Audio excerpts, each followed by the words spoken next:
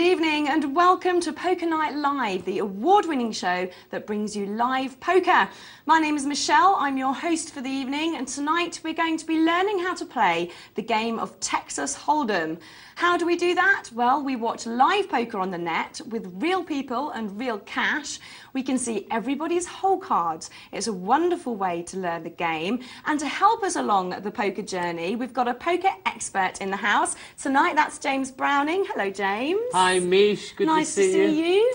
Now, you've been on some adventures again, haven't you, Actually, I have, James? yes. I've just come back from Slovenia, but nearer to hand, I've actually been playing locally at one of the plushest places to play poker you could ever imagine. That's at the Ritz. The Ritz. The Ritz Casino. The name sounds James good. Browning could do it. And it is good. But listen to this. I hadn't been there before. I've not only been there one night, I was there 2 nights in a row. And how did you do? Did you win? Oh, James. it was horrible. It was a I know fantastic this story. tournament. I can't listen It was again. a fantastic. It was a fantastic. It was a £1,500 tournament. No registration fee. Fantastic. Brilliant. And an added prize of World Series seat, all expenses paid. Wow. There were 49... Why didn't you take me along to the Ritz with you, James? I would have done. Next time. Next time? I'll Yeah, hold you promise. to that. 49 runners, 9 prizes, Bubble Boy, Oh, you weren't the bubble, James. 10th. And I sat back and watched every low stack in the world manage to survive. Don't you hate that when that happens? Honestly, It's though, amazing, how isn't it? annoying. So what did you go out on? One guy survived against trips. He goes runner, runner to make a straight. Another guy has to put it all in with Jack 2 off. He wins it on the river with a Jack, and it goes on and on and on. Amazing. I had 15,000 chips. The blinds were 1,500, 3,000, a running ante. I'm under the gun. I've got King 9 suited, but I'm in a 5-seater table. I push my cards. I'll be very happy to take the blinds down, and will be most times, because I haven't seen too much weakness from me, and I walk into Ace Queen offsuit. Oh, I'm not a massive nasty. underdog in this situation, but don't win it.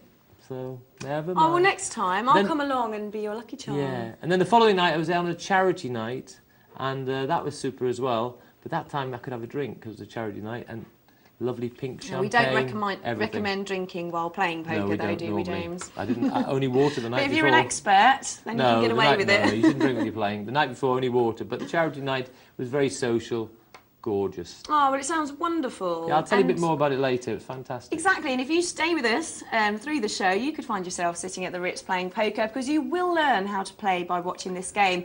But the show isn't what it is without your input. So if you have any questions, queries or comments throughout the night, please do get in contact with us. Here's the text number, 84222. You can text 4 for £1. It's good quality. And do text poker first and then your question. And you can also email poker@pokernightlive.co.uk. And it is amateur night. Remember, I do know there's a group of amateurs actually playing and watching tonight. Yes, and so it's hello to Elaine and Peter there. And Martin and Chris, the Orpe household. And not amateur at all, the governor is a complete pro. It's the Orpe Open. The Orpe Open. See, I'm not there, so they've all got a chance. Ooh, Dad said he'd beat you anyway. Ooh, so we will get the governor on the show. He has promised. OK, well, should we look at the tables yes. we've got tonight? We've got tournaments. We've got a multi-table tournament we'll be watching as well. And we do have those sit and goes and cash games. So, James, everyone have a look? Yes, I'll take you around the tables. Yes, and we start with a $2 sit and go. Wow, what on earth has happened there? There's 4 players left and we're on the 2nd level. OK, just moved up to level 3, but there's devastation taking place. Incredible. We've lost 4 players in 20 hands. Wow. $10 sit and go, and this is one of the longest structures, and so instead of the blinds going up every 10 hands, they're going up every 12 hands. And it's 2,000 starting chips. Now, I'd like to think that's happened because of some of our comments on Poker Night Live. I don't know whether it is.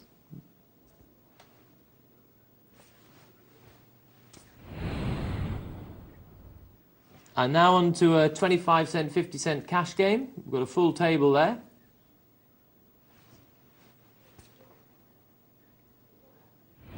And MTT is a green table. And look at this. What have we got there? We've got an interesting hand to start with. We've got quite tight. He's playing with a pair of aces, which you'd expect with a name like that, and he's hit trips.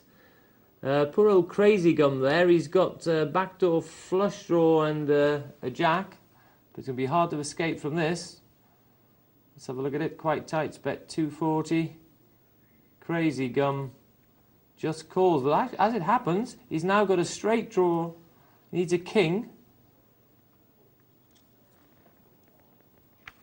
And Quite tight's checked there to trap him for his money. Very crafty. And he did. And it's a full house for Quite Tight. Cute play there on the turn. Checked to let him bet. He did bet, put all his chips in, and Quite Tight made a house. Lovely, very nice house as well. Aces full of jacks. Well, tonight we will be starting, we'll have a look at our multi-table tournament, then we'll have a look at a cash game. Do remember, at 11 o'clock, I'll be playing in a tournament, Beat the Presenter, yes. and we'll be showing that at 12. Of course I won't win, because I have James with me. And what do you mean by that? Too much pressure with James. Too much pressure. You should be... But you know what, after I played with you and lost, I went with Nick and I come second. Well, excuse me, do you know what other people came? The gallery said, listen, Michelle says she's got a list of things written down the side of the computer, which James gave her. And it's I do have that, and that yes, has helped. and you said it's helped you so much, so you can't blame me. No, you have helped me, James. Good. You just hinder me on telly when I can't do it. Because you want to win too much for me. Yeah, it's too stressful. You want me to win too much, that's what it is. You probably will tonight. Well, hopefully. We'll see later. Well, we'll start Get in tonight. the longer structure one. The longer structure one, yeah. shall I? Yeah. Okay. We'll just have our own conversation live on telly. Okay, we are going to start with our multi-table tournament, so let's head straight there. Okay, off we go. There it is, and we'll be revisiting this tournament throughout the night. And actually, we started with 114 runners tonight, and we're down to 91 now. So we've already lost a few. Yes, we've actually lost 23 of them. And it's spread over 12 tables. And we've got Ed Star there, raises. The blinds are 15-30, and he does a very big raise there. And look at this. He's raised a big raise with the ace-king, but there's a bigger bet from Scotty there, who's gone all in with his pair of tens. And this is difficult for the ace-king. Does he really want to put his tournament on the line when he hasn't got a made hand? So what would you do here, James? I can get away from this. I'm worried that he's got a bigger pair than tens. I know I'm probably going to be underdog, and I think it's a good pass. I think I'd prefer to use my chips for betting with than going into a situation where I'm almost certainly underdog, and it's a matter of how big, it feels like a pair being of that bet there. I can't believe, the reason why I say it feels like a pair is because I've actually put an oversized raise in as the ace-king there myself already. Now, if someone is prepared to do an all-in bet against a bigger raise, that is telling you something even more. If I'd put a normal size raise in and someone tries, you go, oh, well, maybe you could have ace-queen suited and he's a bit chirpy. I still doubt it. But in this case, I'd be pretty sure that I was up against a pair. Now, this is very interesting because a lot of our learners out there wouldn't know that. They would think with the ace-king it was fine to be They owned. look at it and see, these look nice cards, I'll play them forever. But in this stage of the tournament, later on the tournament, the thing is, with ace-king, for me, it's a far better betting hand or raising hand rather than a calling hand. Because when you're calling with a hand which is not a made hand. But when you're betting or re-raising, even more so, you've got a lot of fold equity. That is the time when your opponent passes without seeing your cards. Why is it a good hand for re-raising? Because it's generally not in too bad shape, whatever it comes up against. It's not it's in bad shape against a pair of aces, and it's not too good against a pair of kings. But even there, if it's ace-king suited, it's still got a 30% chance. Against the other pairs, it's an underdog. And then against the other aces, of course, it's dominating them and in great shape. But so generally, there's only two real hands it doesn't want to come up against, the kings and aces. Other hands, it's underdog. It's even an underdog against a pair of twos. Yeah. But because so you would rather be pushing all in than being because calling. I want to include this fold equity in the equation, but altogether it's this much better hand to be able to do it, because the fact is I'm still going to probably be in reasonable shape if I do get called. It's not the end of the world, but I think also I can put in such a big bet that I can make people put down some very big hands. And in fact, on the other if the shoe is on the other foot, I think a re-raise could make the pair of 10s pass, which is quite ironic, because I'm actually saying I would probably have passed to the pair of 10s. But with my ace-king, I think I could make, being the instigator of the bet, I think I could make the 10s put it down, because he'd be worried about being against an overpair, where he'd be 4-1 against. This is where the power of betting comes into play as well, isn't it? All the time, yes. That's a, sort of a very good example of it. But that ace-king, as I said, is a very good betting hand. But I think in a tournament, you will often have to make some decisions with that ace-king and say, right, have I got enough chips to get away from this and still play and use my chips for betting rather than just putting my tournament life on the line with an unmade hand? And in this case, he had enough chips. He didn't have to put his life on the line there. If he had less chips and he was more or less committed to the pot, okay, no problem, call. No problem then. But he'd have had to have less chips then, because then the amount of money he would have to put in would mean he would sort of be getting odds in the pot now anyway if he had less chips. So that's the theory of that one. So but that was learned something there then. Yes, well, that was a very interesting situation early on tonight. I mean, I think that's a very good situation for people to get their heads round, actually. And we'll be looking to see if that recurs during the night. So I hope that one helped. Well, they're falling like flies here, Michelle. There's only 86 left now. 86 from 114. I'm not going to ask you how many that is.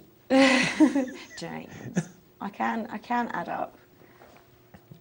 Oh, 85 now. Goodness gracious. So 29 people we've lost. I'll tell you what, we've had a little look here. We've seen Scotty, who has got to a good start there with his 4,000 he's got now. Let's have a look at some of the other tables, see who else is around. Who's around town? There we have El Pig. Craven, Ram Chip, Golden Jaguar. Yep, the blinds are 25.50.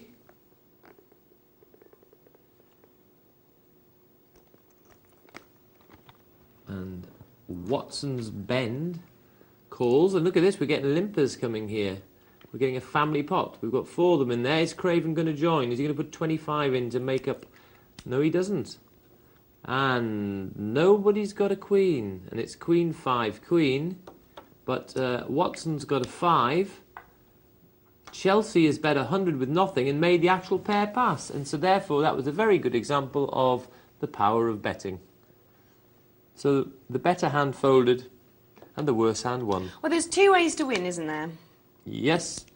There's either can win with the actual, you can end up getting in a showdown and win with the best hand, or you can bet people out of the pot.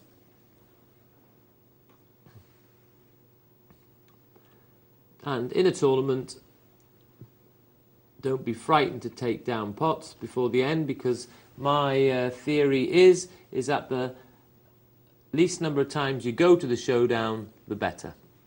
Because the more times you have to win a showdown, the harder it is to win the whole event, the harder it is to win a tournament. Okay, that's a good little bit of advice there. A little James tip. Yes, in fact, I say that each time, I call it the Grand National theory. I've explained this before, but for some beginners I explained again. I'll say it this way, is if you're looking at the Grand National, you could take any of the horses, even the worst horse in the race, and you could ask him to jump any one of the fences, and he'd be favourite to jump that fence. If he was the worst horse in the race or whatever, it doesn't matter, he'd be favourite to jump any particular fence in the Grand National. However, when he has to jump all the fences in the Grand National, he finds it hard to get round. Okay, good Because he's not such a good horse, and he's going to make a mistake. So therefore, the more fences we've got to jump, however good we are, the harder it is to get round. So therefore, each time we go to a showdown, it's like we're adding a fence to the Grand National. It's another fence we've got to jump. So even if you are ace-queen against 10-8, yes, you are a favourite. You're probably about a 64% favourite. But you've still got to jump that fence. And there are times when you're not going to make it. And you're going to fall off the horse sometimes and fail. Even though, and you say, yeah, well, I was 6-4 on. Yes, you were. But, you know, if you've got to jump 5 fences where you're 6-4 on, you're not favoured to jump them all. You're favoured to make a mistake. And that's what it's like in a tournament. So the less we have to go to a showdown, the easier it is to win this Grand National of Poker. So we're trying to push our opponents off rather than... Well, we like to take money down. There's money in the pots, but when we see money in the pots, many a time, where in a money game, we might say, OK, I'll play it trickily here and I'll try and just grab a few more chips off him with this hand. In the tournament, many a time, we'll be right just to say, OK, I'll take it down now. Or really give them horrific odds to call it. that starts getting a bit more complicated in the old odds realm, doesn't it, James? A little bit, but it's nothing we should be frightened about. I mean, I think we'll be touching on the odds, and the odds is nothing to be frightened about. It's something which, with practice, we'll all get our heads round. No trouble at all. OK, well, this tournament is a $10 tournament, so all of our players have... it's cost them $10 to play. What's unusual about this hand here, again? Not the cards, but... What's unusual about this hand? Yeah. It's how many people again. How We're many getting people are in limpers there? again. Have you Lots of noticed this limpers. table? It's a few hands there that we've had a few. See, there's 5 in this hand again. There were 4 in the other one, which is more than normal, isn't it? Well, I wonder, do we know if it was raised pre-flop? Because look, we've got king, queen, ruler of the unraised pot. No, they just limped in. So there we go. Elpig is the ruler. Oh, right, that's right. Unraised pot, of course. And he knows where he is. And he knows where he is. Oh, that's great evidence of it, isn't it? It is. And that's He knows against there's no 4 ace other queens players. there Yeah. because an ace queen would have raised. No ace kings he doesn't think Probably. are there as well. I mean, they wouldn't join, but that's right, yeah. King, queen rules in the land of the unraised pot. Very well demonstrated by Elpig. Knows where he is.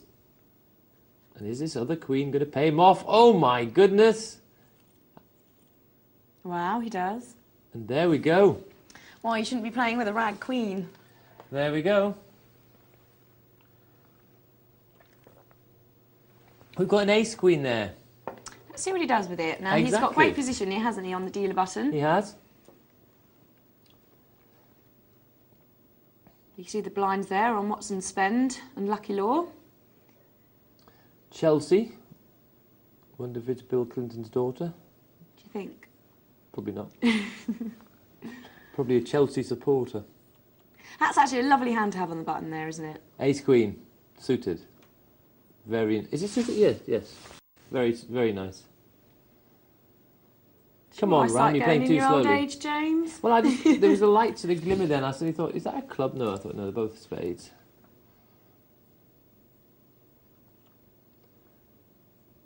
And I feel there will be a raise, don't you?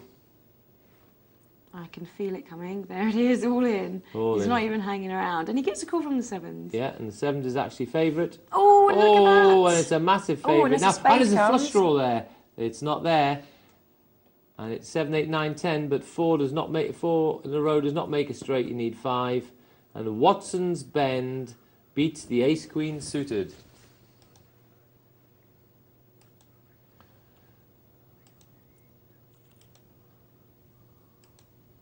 Okay, well, nobody's hit. So the aggressor will take this, whoever bets first. But to be fair, they don't really have anything here. So it's very difficult to make that bet. So I think it's just going to be checked out here. Oh. Yeah, There the we pair go. of 7s there against that ace queen suited. The ace queen suited did narrow the gap there, but the pair of 7s was still favourite against it. So, well, small favourite, but... Okay, well, the multi-table tournament, we'll be touching on that all throughout the night, and we'll be watching the final table. For those of you that don't know what a multi-table tournament is, exactly the same as a single table, isn't it, in the structure? Well, In the game. in the game, the rules of the Structure's game. slightly yeah. different. The cards look the same. Yeah, the structure's a bit different, yeah.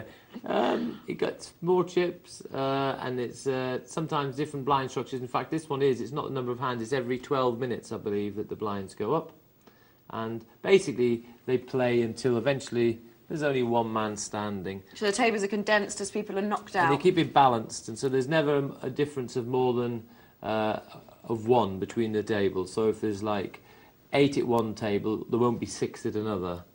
If there was, they'd suddenly move one person from the 8 to the 6, making 2 tables of 7. Keep it balanced. Lovely. Right, well, we will be looking back at that a bit later All on, but through for the night. now, should we try single table? Yeah. Let's head over to our long-structured sit-and-go tournament. I've always wanted to be long structured. Okay, so what's the difference here? What's the difference here between the usual sit-and-goes we watch then? The difference here is that they've added a couple of hands on before they put the blinds up. Before in the sit and goes, they go up every 10 hands, and here they're making it every 12 hands. It doesn't sound a lot, however, if you look at it, it is quite a percentage increase, isn't it? It's 20% more hands before the blinds go up. So that will make a difference. And just give that little bit more play. And they've also given them more chips to start with, which gives them more play as well. So altogether, it's a longer game. Yes, and as I said, I hope this has come from Poker Night Live, because we have actually been saying we thought the structures are just a bit too fast, and it looks like they've reacted to it, so that's really good. Well, a shout out to everybody on this table. Well done to the site for responding to the comments. Yeah, so full marks to them. We've got Rainbow Squirrel at the top. We've got TM, DVD, Hoofy. We've got there Nash, Anubis, Buck Burpee, DVN1, Froggy Boy, and Ace Jules at the top. So they've all paid. Is it $10? Yeah, this is a $10, Mish. So they've all paid $10, so the prize pool is $80. And top three we played, they've all been given 1,500 chips, and once they've gone, you're dead. Yep. You're out. Yeah, you're gone. Goner. Pair of queens there, raises it up, makes it 3 times the big blind. And here you've got room to make a few plays here, so I like this where you're getting more chips. In fact, I'm going to look forward to playing in one of these. Where it's a little bit longer and you get more chips, that's nice. Froggy Boy, there was a flat raise by Nash with the ace-king. Froggy Boy called with king-queen, breaking the rule, of course. Yeah. King-queen rules in the land of the unraised pot. He saw he was already in trouble. King-queen, he hit his king because someone had the ace.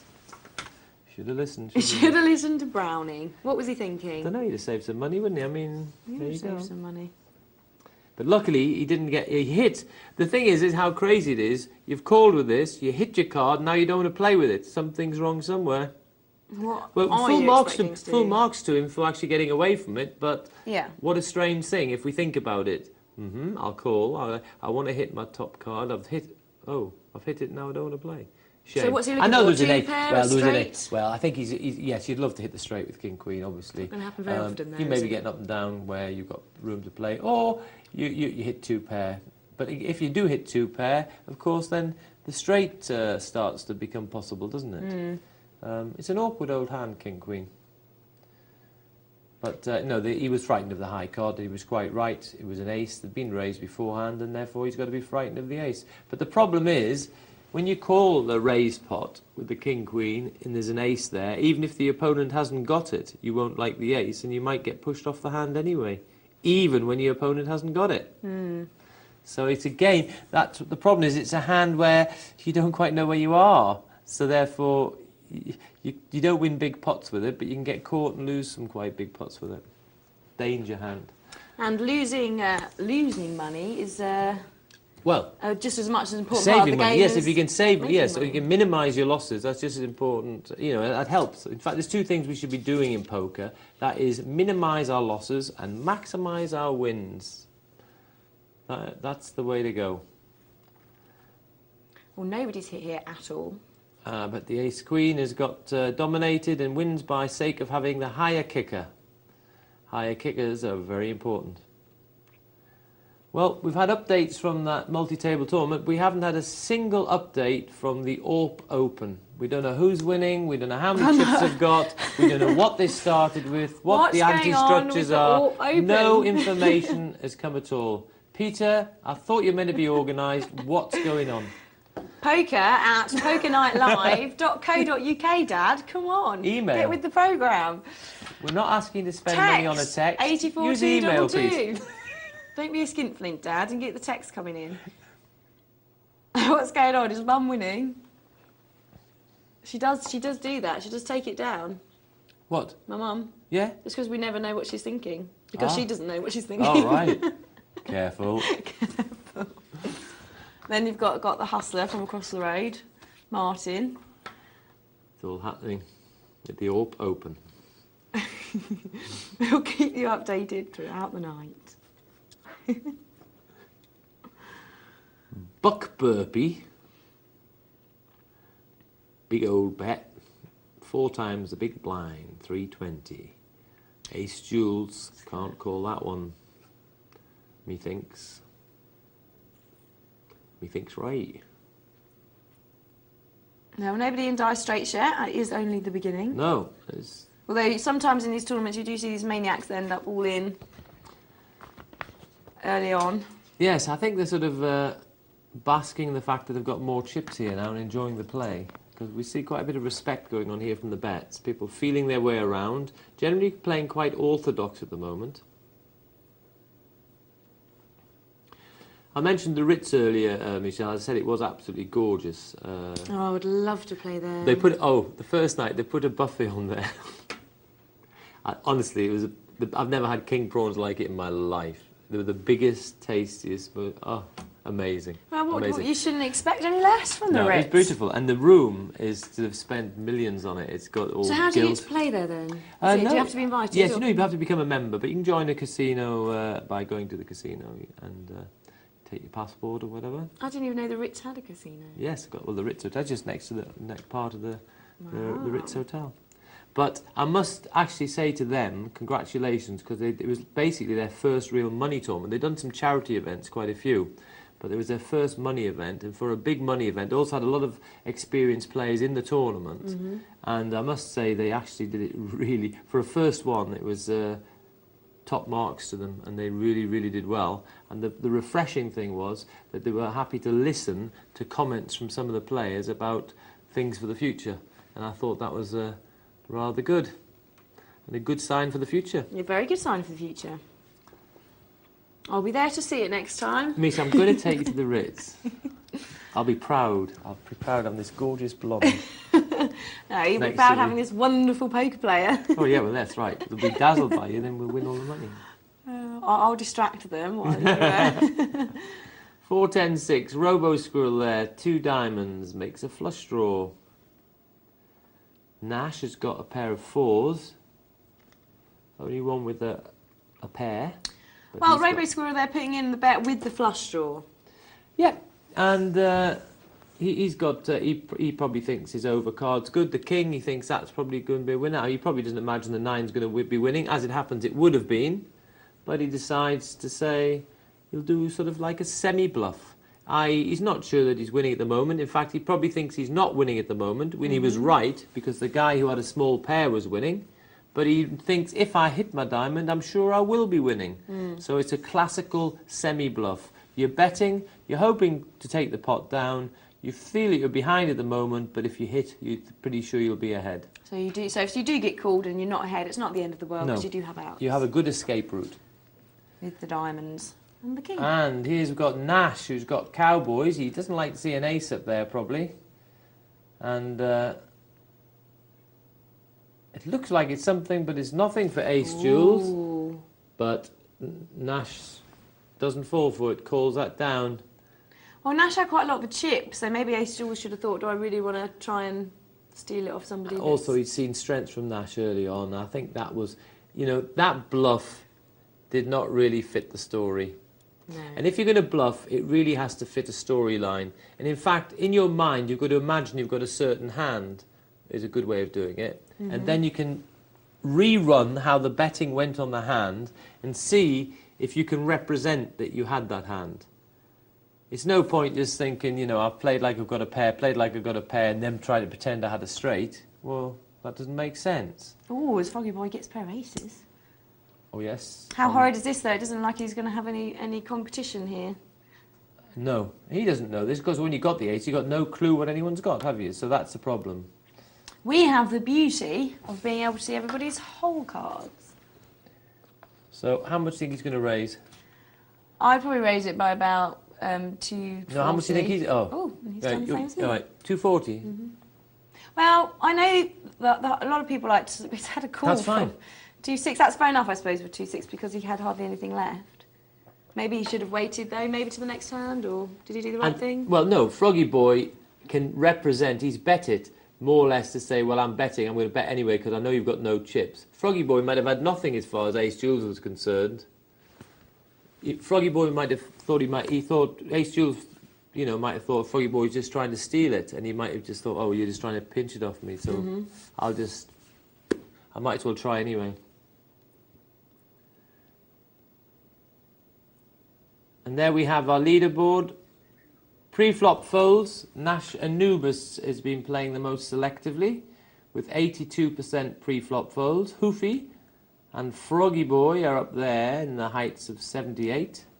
And now, the rest of the table is a bit looser. Let's get back to that board there. It looks like we've got some trips. Yes, we have. Buck Burpee. It's the middle card. It's a sevens. Trip sevens. Froggy Boy bets 240 with a pair of fours. And Nash is called with a... Oh, look at this. Nash now needs a 9 for a straight.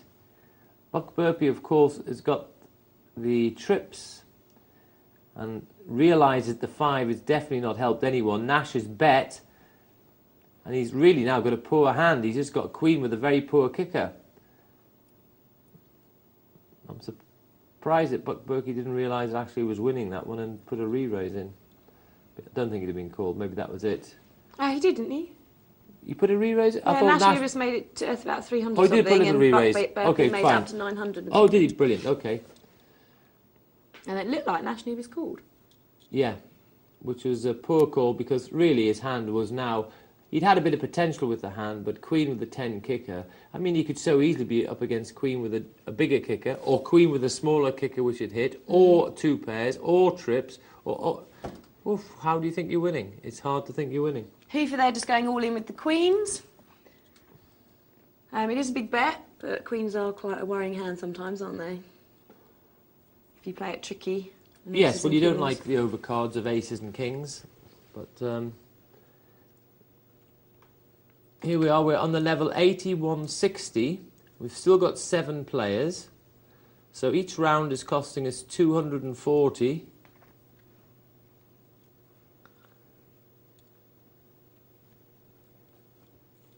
So it's becoming well worth stealing those blinds, isn't it? Almost. I don't think it's quite... It's not bad, but let's now look at that quite well worth stealing. That's a good thing for us to look at here. Okay. So what's the total of the blinds?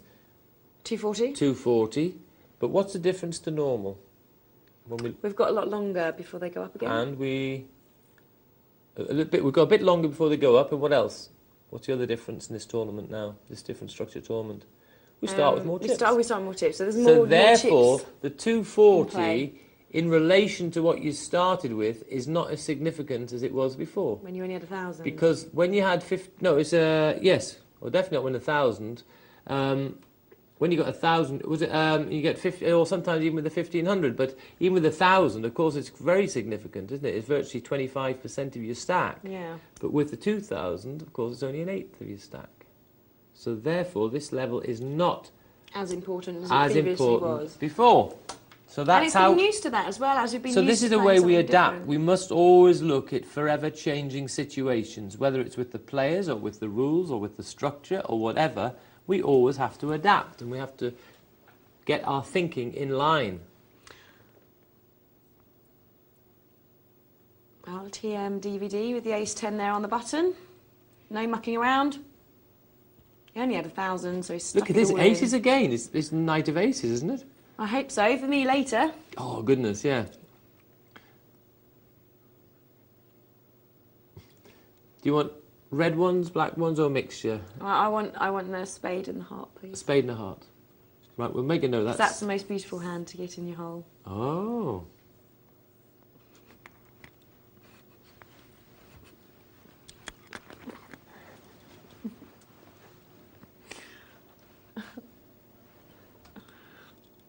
Buck Burpee with pair of 9s. Just calls. Oh, look at that, Michelle. Top trips. How nice is that? That's what you want. But look, there's a 10 for Hoofy there, which causes a problem, makes it up and down straight. 8, 9, 10 jack. So he wants a 7 or a queen, but it's not. And Buck Burpee with trip 9s has got to know that he's winning here. Hoofy lets it go. Yeah. I think it's ace queen. Now there's a king jack out there. I hate that hand, king jack, you know. Which one? King jack. King jack. All right. He's late position, but now if there's been action beforehand, he doesn't have to play that, and he doesn't, and that's good. There's been a raise in early-ish position from Hoofy. Now notice now he's just in the flat raise. I don't mind that because he's shouting out he's raising here, and it does give him just about leeway to get away from a hand as well. Flat call by Nash there. I'm not so keen on that with Jack 8. Now we've got TM has checked with his 8 and left the door open for Nash, who's got position, who's clicked his 8. Now is Nash going to bet? He does. He bets 320. Oh, but he calls. My goodness. Amazing. If he... For the amount of chips he's got left, it seems very odd that he would call with the bottom pair. Yes, it was. I think he just felt. I think he felt that he obviously felt he was winning with his King 8. He was like slow playing it. I mean, it was an amazing hand to slow play because it's keyhole surgery to think you're winning with that. Buck Burpee, and he's raised it up there. He's got chips now, and he's pressurising. He's starving the blinds there. Yeah, and this is really good because a lot of people sit back, don't they, when they've got lots of chips. And he decided with his Ace King not to have a Grand National fence. No. Just take those chips. That's good. Good play, as we've learned. Did you like the Grand National analogy? I thought it was wonderful, James. Good. Are you going to remember that? Let's do a little theme for the evening. We want good poker analogies. All right. To top James's Grand National one. Yeah? Look at this. Kings. And Hoofy's gone with his Ace-5 suited. Oh, poor Hoofy.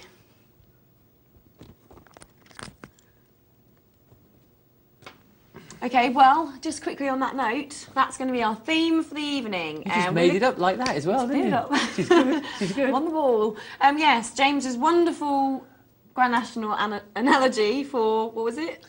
For a tournament. To win a tournament. For tournaments. I.e. basically the least times you go to the showdown, the better, because each time you go to the showdown is like the Grand National fence. You're adding a fence. So my analogy was that you could take a horse, any of the horses at the Grand National, ask him to jump any of the fences, and he'll be favoured to jump the fence. But, of course, when they go around the Grand National, there'll probably be only 10 finishers. Well, in our poker tournament, there's only been one finisher we're concerned about, the guy who wins it. But even just to get to the final table there, the least number of fences we have to jump, the least number of times we have to go to the showdown, I believe, is the better. Well, that's wonderful, James. Thank you very much for that. Do you have any poker analogies that you can top James's with? If you do, you can... Or equal. I don't mind equal. Or equal is fair enough. You don't have to beat topped. Then do please get them into us. You can email poker@pokernightlive.co.uk and it's coming up. There it is. poker@pokernightlive.co.uk. And come on, Dad, email us in about the Orpe Open. And you can text as well, poker and your question to 80 or your analogy to 84222. And we'll see if any of you are as clever as James. Well, I'm sure there are loads of them. So just join my analogy. We're not going to try and beat. We're I'll going to try and come up join. with We're one going as to have a well. collection of analogies there for us to help us with our poker theory. That's what we want. And I'll come up with one by the end of the night as well. Well, you came up with the topic. You already get good marks for that anyway. Good. Okay. Well, we're going to head back to that tournament to see what's going on. But do get those analogies in, please. And we're back to this. I'm enjoying this sit and go here with the long structure. Ooh, anyone got a club? No. But we've got a straight for DVN, and it's 8, 9, 10, Jack, Queen. Buck Burpee hit the ace, but it's no good against a straight. There it is. 8, 9, 10, Jack, Queen. It's your best 5-card hands in poker, and that's a pretty good one for DVN just when he needed it. He had no chips left. And we have 6 players left. The blinds now become more significant. It's 163.20, and this is definitely well worth taking blinds down now. This is where I feel it becomes critical. 480 smackers to and be there's had. Buck Burpee, snatched those blinds using his chip stack. Now we're going to watch this to see who does what. That's TM DVD. Just one sec, Mish. We've got a flat raise from TM there, a re-raise all in from Nash, and TM's called it. Ace-9. Yeah, he's in trouble. Big trouble here now. He's only got an ace to escape with. And it's not there. Nash with the real hand. He was a good favourite there. He was about a 73% favourite against the ace-9, and he's got himself in good shape. Now TM's all in. Yep. In fact, yes, he's got exactly the size of the big blind, which is amazing. And there's Nash with ace-king. I think he's going to pressurise it. He does. And it's likely... Oh, what's Froggy going to do? Is he going to wait to bet, or is he going to try and call? Well, I don't mind that. He's waited because he's going to be against two people because he knows TM's there and he'd have had to hit. But look, ironically, he'd have hit the 7. Oh, he would have. He's banging the table now. Why didn't I call, he says. I'd have won everything. But you can't play like that, can you? However, Froggy, your equity's gone up anyway because TM DVD has been exterminated. And so your equity has gone up. He's off-skied. And Froggy now says, I'm betting here. I might win this without showing down. I might avoid the Grand National fence. Yes, that's the way you think, Froggy. I think you can do it. I think you're going to get the money. Well, what I was going to ask you about stealing the blind... 1 sec. Let's see if he gets his... He can't call, surely. Although he does have quite a lot. Yes! You avoided the Grand National fence and got 480 chips. Not bad, Froggy. Now you can pat yourself on the back. Yes, Mish. What I was going to say about stealing the blind is bear in mind the blinds are 460, right? Now... 480. 480, sorry. Now, if you're going in to steal those blinds, it's going to cost you, what, at least 680, 700 chips? Yeah. At minimum? Well, maybe more even. You might even put more into it. So, at what point, because this is what I struggle with, at what point do you put in, if say you've only got 1,400 chips, should you put in that 700 or should you just go all in? Just go all in if you've only got 14. You want to have the full strength. You haven't got enough money to get away from the pot if they come over the top of you anyway. And basically, because you don't want to tempt, you don't want to get someone to call just because he thinks you're going to pass the re-raise when you know you're not. So you might as well just say... If they're going to re-raise, you're going to go all in anyway. Yes, but so why try and play games with this? Only if you've got a massive hand would I maybe played a little bit differently, where they say, oh, you might be a bit weak, that's why you've saved some money back. You tempt them to come over the top, and you've said, yeah, I've got aces, hard lines. But otherwise, I want to have generally, I want to have the full power of the bet and the fold equity.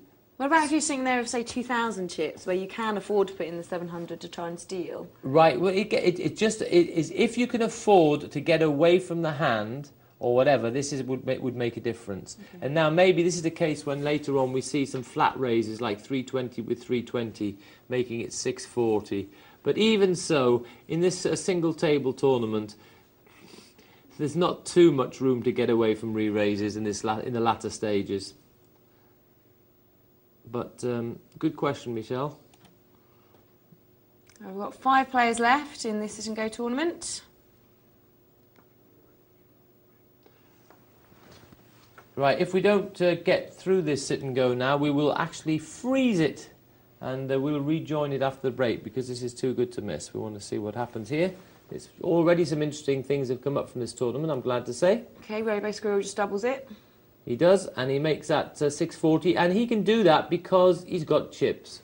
He's got a lot of chips behind him. So therefore, plenty of room to get away from a hand if he wants. Also, he can say, look, I've got a lot of chips. Also, Buck Burpee says, you're the one guy I don't particularly want to fight because you can really hurt me. Yeah.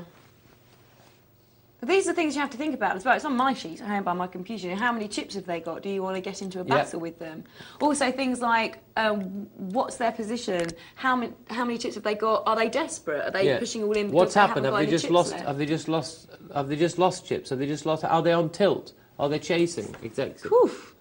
And Robo's got the king. Huge call from DVN. Yeah, with ace-5. Big trouble. Yes, an ace comes. Oh! Yep. Michelle, you just sang as an ace comes. They went, nope. Look at that, lucky bunny. Why couldn't you have sung as a 3 comes and you got a straight? No, she sang as an ace comes, and there it was. Robo is going to send you a really nasty email now. I know, sorry. I have the power of the cards. Did you hear that, Robo? As an ace comes and ping, there it was. Unbelievable. Is he tilting with his 8-9 suited? Oh dear. Oh dear. Squirrel, what's happening? Surely that's a terrible call. How did the bet? I'm good. Froggy Boy went all in and Robo Squirrel called. And it looks like Nash and Anubis did as well with a 9-10 suited. What is it with these low connectors? Surely you'd rather wait for a... Well, yes, I've just lost track of how much they got. Now he gets to the situation now, for example, where obviously Nash has got no choice. I think that's fine to go all in there with his 10 jack because he doesn't want to wait for the... oh, in fact, is he on the... Oh, he's on the big blind, beg your pardon, he's all in. Sorry, we've moved around there because we're 326.40. Apologies for that. Yes, he's on the big blind. But even if he wasn't, if he was under the gun, I would still push him with my 10 jack anyway because it's better than you could expect. Robo Squirrel called as well. I'm not keen on the pair of fours playing here because he's likely to be up against two players and it's tough for the pair of fours to win. And there's Nash, he's back in the game.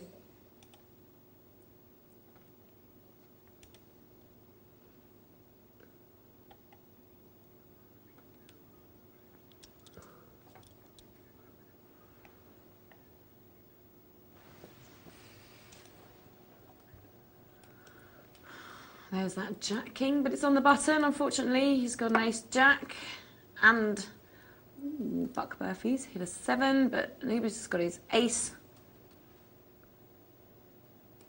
And Anubis takes it down, but there may be side pots and things going on here. Oh no. So we've lost Squirrel. Well, so Nash has done well, got right back in this again. You can see the 8's doing something here. See, if I was going to play the man 8, I'd probably make it, because I've got so much, maybe make it something like 3-9, so I'm saying you're all in against me with the 8s. Well, he's at a big bet with it, I think that's good. Exactly, I like the big bet there. Why? Because Froggy Boy has avoided a fence at the Grand National. Avoided a fence.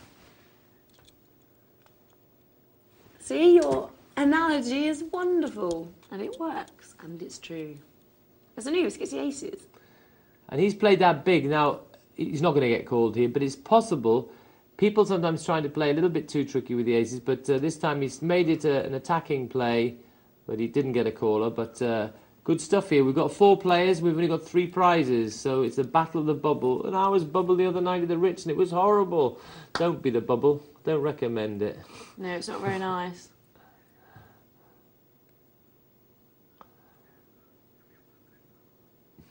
Nice ace queen there for Anubis. Against the... Froggy there, really attacking play again now, using his stat, not waiting, and look at that, he's taken down. And Anubis was able to get away from that. Yeah, but Froggy's taken down 960, no show yet again. And look at this, he's powered his way to chip leader. And all this was from when he passed a pair of 7s. Yeah. He actually would have hit the trips, doesn't matter. Next hand, he took the chips down with no risk. And from then on, we've seen him take chips down with no risk. Done very well. Very It'll be well. Interesting to see the rest of that after the break. There's just a pre-flop action chart. Hands dealt. Buck Burpee there is raised a lot.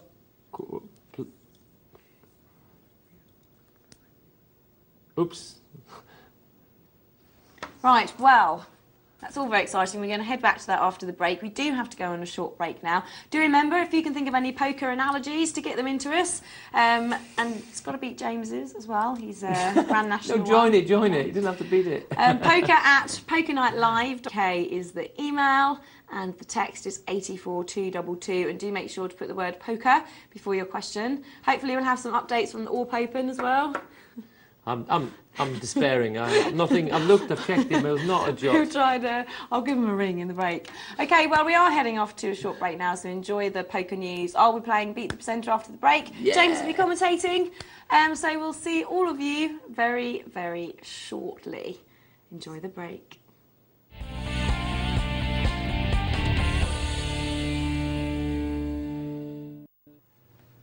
Good evening and welcome back to Poker Night Live. Tonight, myself, Michelle, and our poker expert, James Browning, tonight giving us lots of good advice and poker analogies.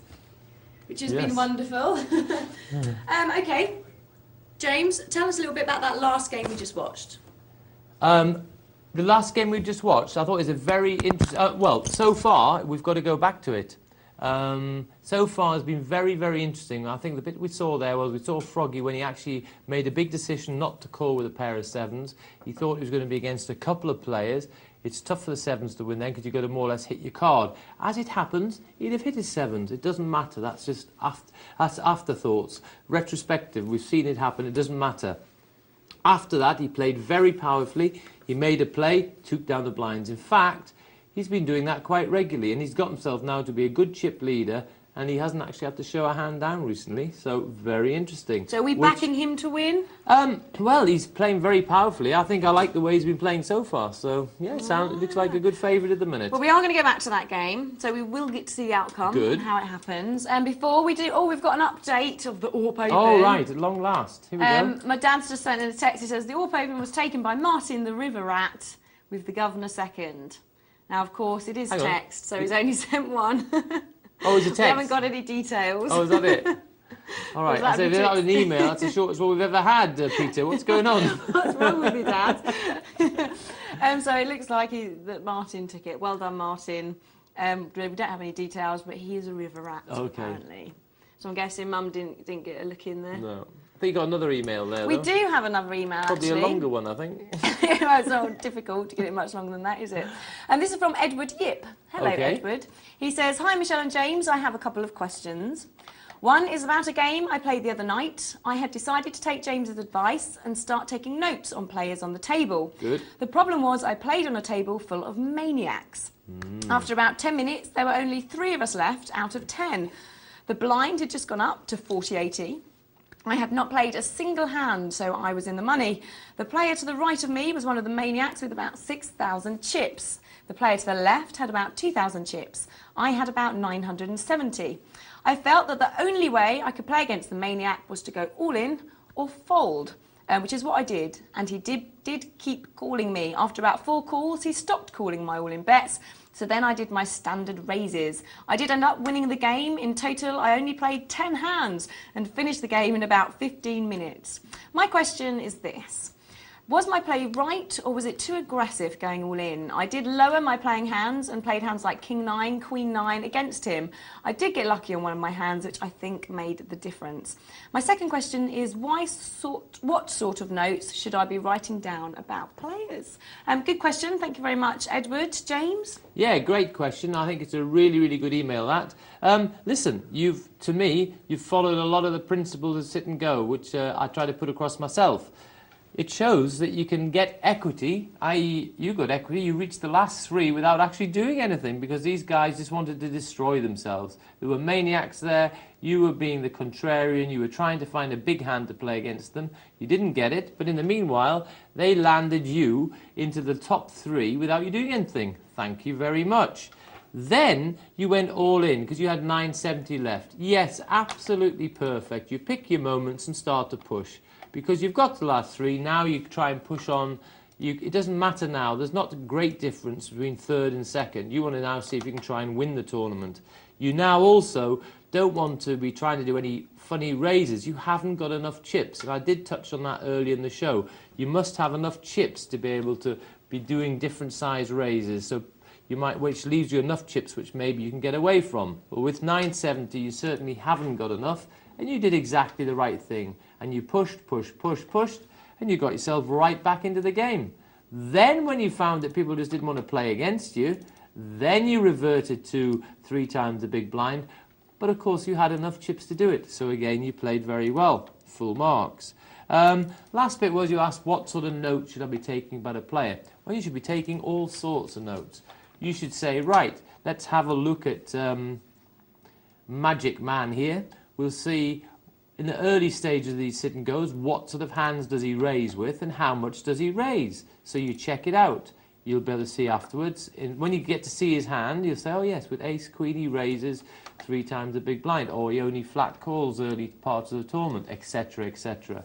Then later on, you'll see, you can write down the type of hands an opponent will call with. will caller raise with. So this now gives you a window of hands. You've got a better understanding of this player. And obviously you write down the type of hands that they raise with. All these bits of information we keep a note of. And now we can build up this better picture, which will then enable us to choose what sort of bets we should do against that opponent. Anyway, I enjoyed your email. I thought it was very good. And the way you played the tournament, I think, was fine. Well done. Okay, thank you, James. We are actually going to head back to the tournament we were watching before the break. Good. I'm going to try and find a tournament to play in. Okay. So, James, are you going to take over for I a while? will. You see if you can find one of those long structure ones. Shall I? Yeah, please. Okay, let's have a look. How do you know the difference? It'll tell you in the lobby. But get Magic Matt from the gallery. He'll help you.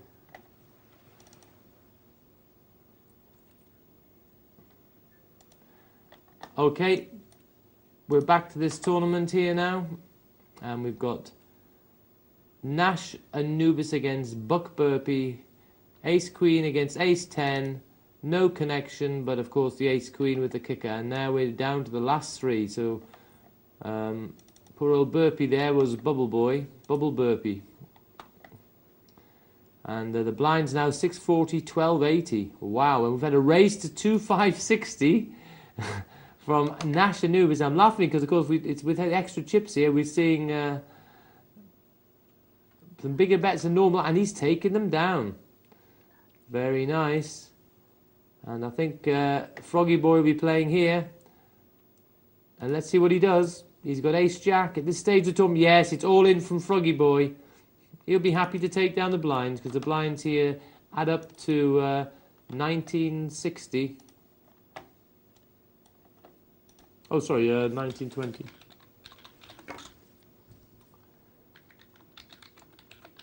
I've got one. You got one? It's just me and Snappy at the moment, but... Oh, right. Well done. Sure it'll fill up. Oh, it's filled up immediately. Froggy Boy, he's pushed. And look at that, he's quite happy to take that down again. Beautifully gone to 9,000. Now he's against the 480. Obviously, this is going to be showdown.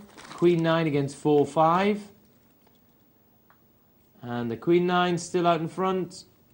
And it stands up. He doesn't have to hit to win there. He's just got the overcards, the DVN, and we've lost another player. DVN goes out in third place. Well done, DVN, anyway. Froggy Boy, chip leader. Got a poor hand on the button there. He's got 10-3 suited. Oh, and Nash is passed. Wow, Froggy Boy thinks he's won the lottery getting the chips with that one. And now he's found a real hand. But it looks like we're going to have a collision here because, yes, we have. It's a pair of sixes. And Nash had to call that one. And there's no connection for Froggy. This can get Nash right back in the game. Oh, but on the river, it's an 8. And Froggy Boy's got the 8. Ace 8. It gives him a pair of 8s against pair of 6s. Nash Anubis comes second. And Froggy Boy, becomes a very deserved winner of that sit and go. I thought he played well. I thought you all played well, and I enjoyed that sit and go. I enjoyed the better structure, and I thought we saw some good play. So, well done, guys. And let's see more of those long structure tournaments. They're fun. Right, if you do want to contact us, of course, text us. And you text us at 84222 and put in the word poker and your question. Or email us at poker@pokernightlive.co.uk. Right, let's now return to the green. No, it's not bowling, it's MTT. And we're down to 27 runners who are spread out over 5 tables. And here we are, we've just got there in time to see Stead Eddie capture a pot. And this is the table here, it's got the chip leaders on it. So the players in this tournament, they started with 1,500 chips. As I told you earlier, there were 114 runners. So we've got 171,000 chips in play.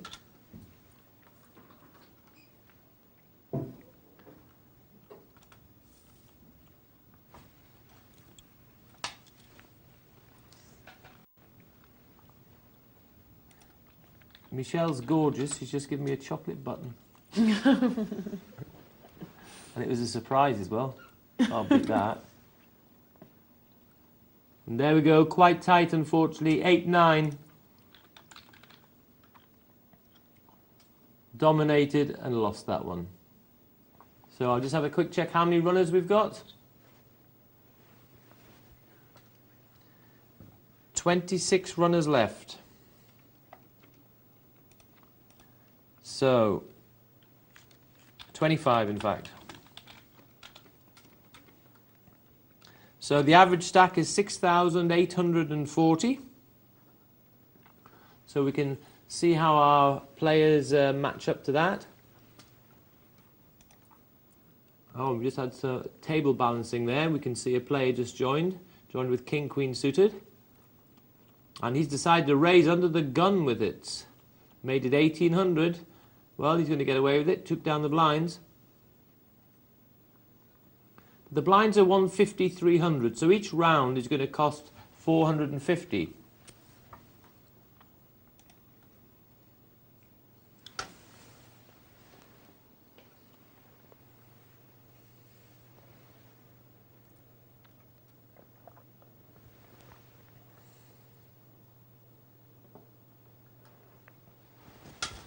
And Scotty cranks it up there in early position with King 10 suited.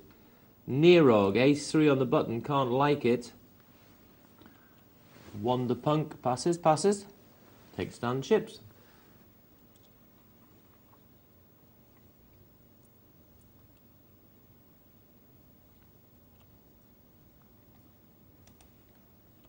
Not much of a handout here for anyone. It's made up a small blind with 5-9. Flops 8-3-3. Sort of flop he could actually probably push a little bet out with the 600 there. He could, yes, he's done it. He's put a bigger bet out and he took it down. Why do I say that? Because he's basically only 2 cards now he doesn't want his opponent to have. He doesn't believe his opponent had a pair, otherwise he thought he'd have heard from him sooner, i.e. before the flop, especially heads up. So therefore he just says, well, you're a big favourite not to have either a 3 or an 8 in your hand. And he was right. And his opponent had to pass. Stead Eddie there raises it up with Big Slick. Makes it 1,200. 4 times the big blind. Wonder Punk decides to pass a small pair. I don't mind that because small pairs playing heads up aren't wonderful. The only thing was he did have position and could maybe take down the pot if he saw weakness from his opponent. But it's an awkward hand to play because every card looks a threat. And a bit of a chirpy play there from Dezam. He's raised it to 1,200 with Ace-5 off suit. But he gets away with it and takes the money.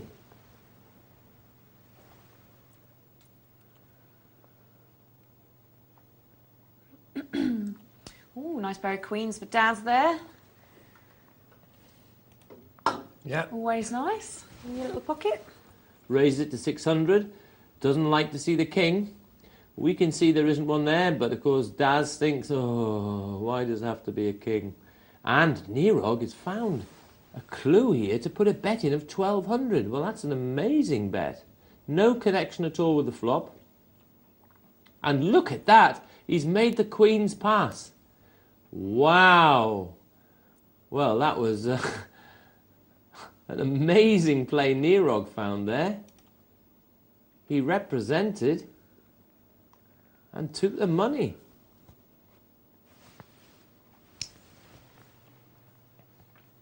And Daz thought, well, you've got a king. I've got queens, but I'm good enough to put these queens down. What's worse, you've maybe got a pair and a flush draw as well, or there's a lot of things out there I won't like, and you just didn't want to know. So in Nirog, amazing bit of intuition from you there. But when he called a small raise, I think he already had that in mind, that he was going to call a small raise to try and steal if he didn't connect. We've lost another players, and we can see now we've got a full table. That's because we've got 3 tables of 8, which takes us to 24.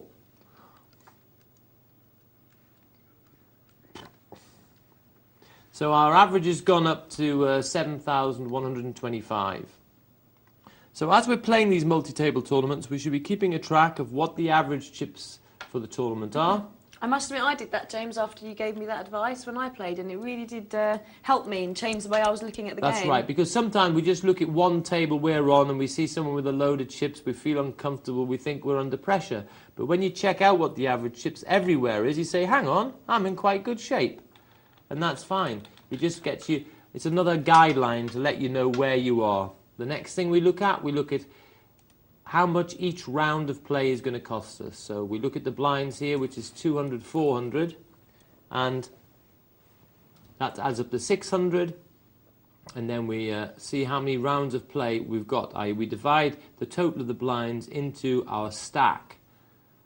So if you've got 3,600 chips and the total price for the round is 600, you've got 6 rounds of play. Pair of queens for Sid. QPR. Does 3 times a big blind raise to 1,200. And takes down the blinds, which is fine, isn't it? He's bet 1,200, he's made 600 profit. Quite nice. He's got ace-8 suited. Is he going to try something else? No. He's just a bit too early there. He's a bit earlier in position. He decides to wait. And Nerog, who hasn't got so many chips left, is bet 1,200. Now, people know that it's very likely that the rest of those chips are going to go in. So that's something else we watch for. When your opponent makes a bet, look at the size of the bet, then look at how many chips they've got left. And now work out in your mind, am I going to be able to get this person to put the hand down? And now you might say, well, no, he's just got so few chips, he's probably going to call anyway. So, don't try and bluff him, because it's going to be very difficult. So this is a game, we're always collecting information, we're always collecting data, we're always watching what's going on. We're always seeing how the game is changing, with regards to the size of the blinds, to regards to how many chips we've got, etc., etc. But all...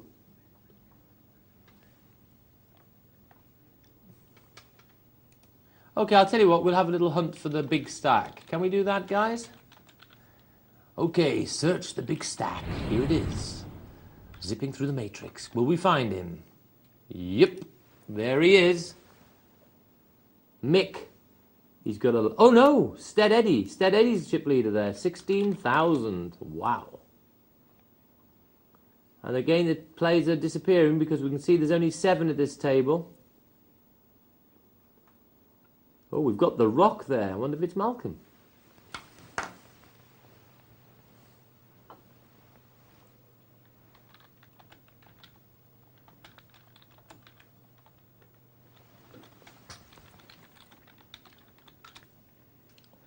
And ace-9,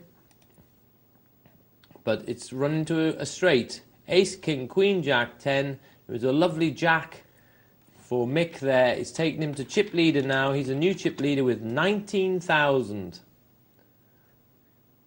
And as we can see, there's an empty seat there. It's because we've lost some players. We're down to 23 now. So our average chips obviously sneaks upwards, goes to just over 7,400. 7,434 to be precise. The blinds are 200, 400 still, each round costing us 600.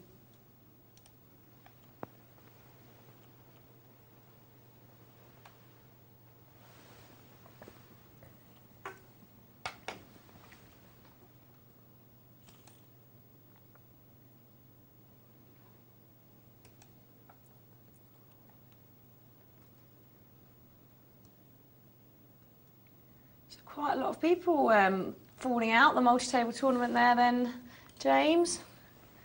They dropped like flies to start with, didn't they? Yes. Because we started with 114, didn't we? Yeah, we did. How many have we got now? We're down to 23. 23. Do you think she was checking if I was awake there or what? Never.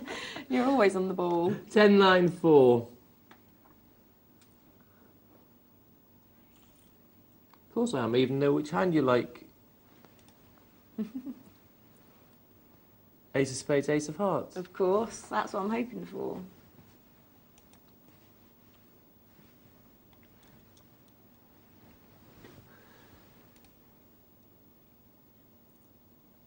There is 1600 from Ramchip.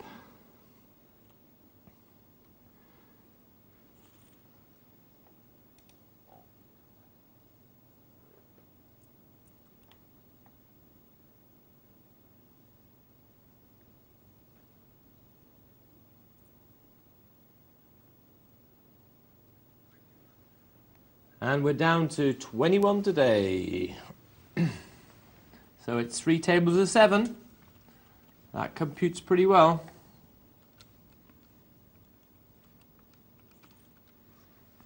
Over 8,000 we need now, 8,140. Wow, they are falling fast. Now down to 20. One of the other tables there, just lost another player. There we are, the 6-seater there now. So 2 7s and 1 6. And that's how the tables balance in these multi-table tournaments. We've got Stead Eddie there. He's done a flat raise, made it 800, and it was good enough to take down the blinds. Very nice. Always looking for opportunities to play positions, play situations.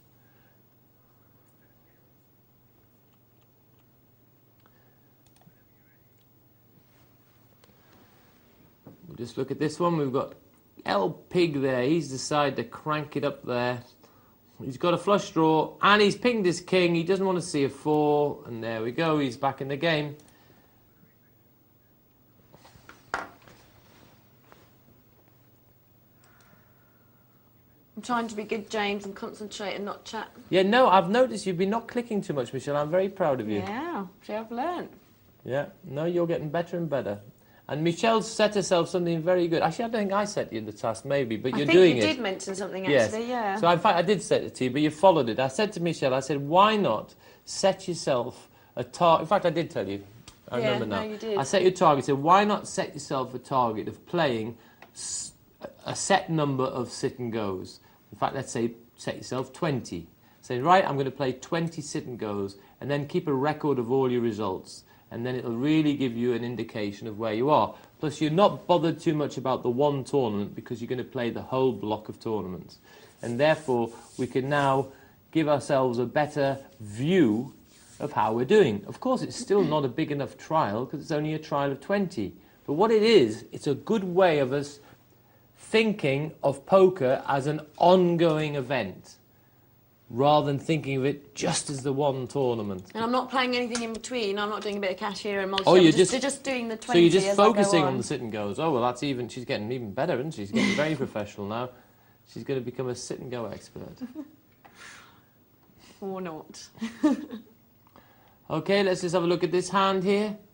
Stead Eddie, he's got ace 5 offsuit, but he decides not to tangle with Brutus. And that multi-table is going along really nicely now. And I'll tell you what, I look forward towards the end of the night when we'll go back anyway, but we'll definitely be joining it for the final table, where there's always a lot of play and it'll be good to watch. Let's have a look, see if we've got an email here. Yes, we've got an email from Andrew Best. Hi there, Andrew. Great show as always. Thank you. Award-winning television. Oh, you got it in one. No wonder this got read out. In the sit and go played around 10:30 tonight, a player raised with ace-king and a short stack was behind them with pocket 7s. Yeah, that was Froggy Boy. You said it was okay that the 7s passed, and I tend to agree. Jolly good. I did think he should pass, and I think it was good play. But then a 7 came on the flop, and you said he'd be kicking himself because he'd have hit a set. 2 points about this. Firstly, aren't the cards that come out based on a random computer selection that is not predetermined at the start of the hand? So when you click call, a split second completely changes the cards that will come out. The other point is that, as you know, it's not about the cards that come out, it's how you play them. And that's exactly right. In fact, what I did say, though, is I'm saying that he himself is probably going, oh, no, look at that, I'd have hit. But I did say, but it doesn't matter, because it's irrelevant, because you've got the chips to play the next hand.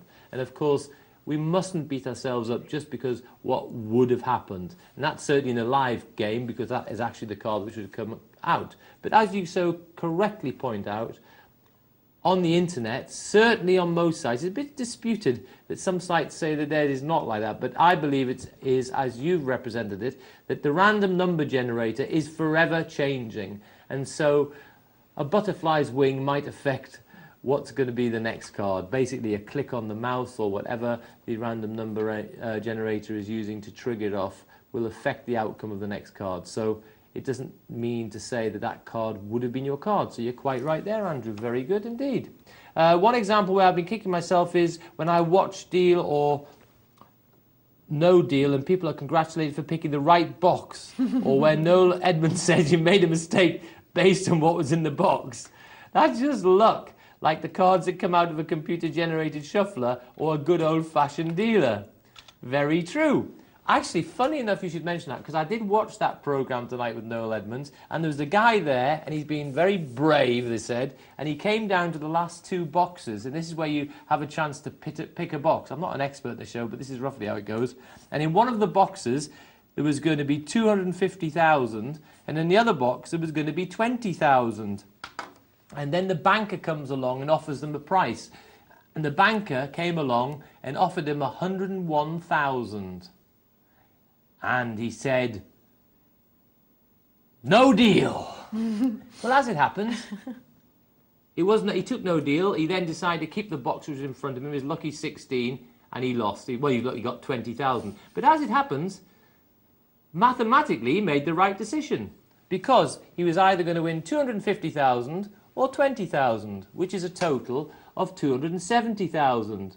It was a 50-50 chance, so therefore his equity was 135,000. So the mean old banker was cheating him of 34,000. The only thing was, we've now got to look at something else. So it's quite an interesting situation, and sometimes in poker we have this situation as well. We have to look at something else. In his circumstances, in the poker it might be how many chips we've got. In his circumstances, i.e. in his life, was it better for him to take the 101,000, which might well change his life, albeit that it was the wrong equity? An interesting question. And sometimes we have those interesting questions when we play poker. If it was a money game, we might say, well, I could get more money out of this pot. But in a tournament, we've only got one life. So therefore we say, actually, I'll just close this down because I've only got one life and I don't want to risk it. So interestingly, he had that similar situation himself. So it did make good television, him having a go at it anyway, but unfortunately, he lost. Well, he got the 20,000. Anyway, a little thing for us to think about there. So I hope you like that little subject. And there's a last bit here. One last point about the Grand National example in reference to poker. If you want to win it, you have to jump them all. You don't have to jump them all. Froggy didn't. He didn't have to go to the showdown. I'm only counting them as jumps when you go to the showdown. If you're going to win it, you have to jump the last fence. Okay. Well done, James. Did you enjoy that from the side, Michelle? I did, actually. I was listening with one ear while I was playing. The box game, I don't know where that came from. It's funny you mentioned it. I just watched it tonight, quite by chance. Okay, we're going to go to a little cash game for a change here. Michelle's beavering away here, not clicking too much, which is a good sign, but there was a bit of a groan there, which does worry me. Here we are, it's 25.50 cents. Here you are, you get everything on Poker Night Live. You even get analysis of Noel Edmonds', what's it called? It's called Deal or No Deal. Deal or No Deal. See, you even get an analysis of that. We give you the correct odds.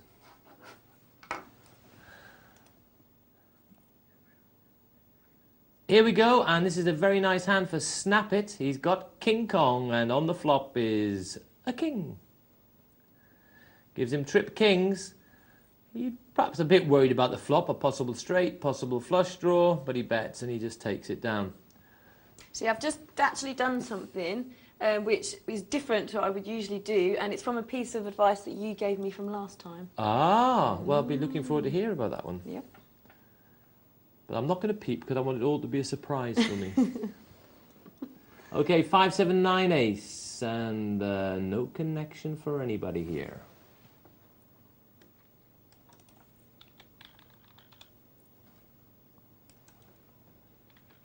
Blinds here, 25.50, which means you can buy in for a maximum of $50 or minimum of $5.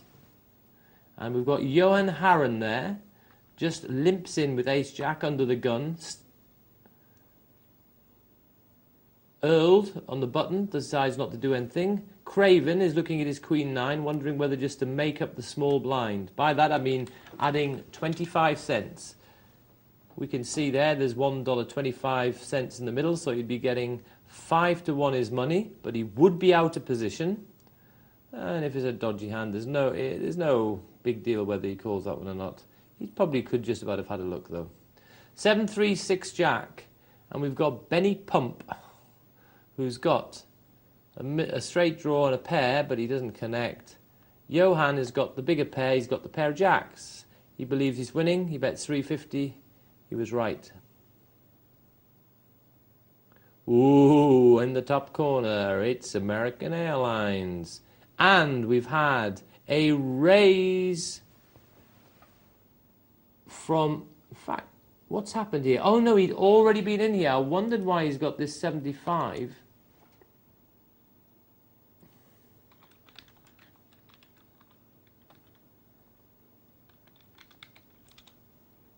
And Folly'd already posted 50 because he's done it looks like it's an under raise, because there's a proper raise from the Deverhine. It takes down all the money. Yes, when people join the game and they've missed the blinds, then their blind goes in the middle.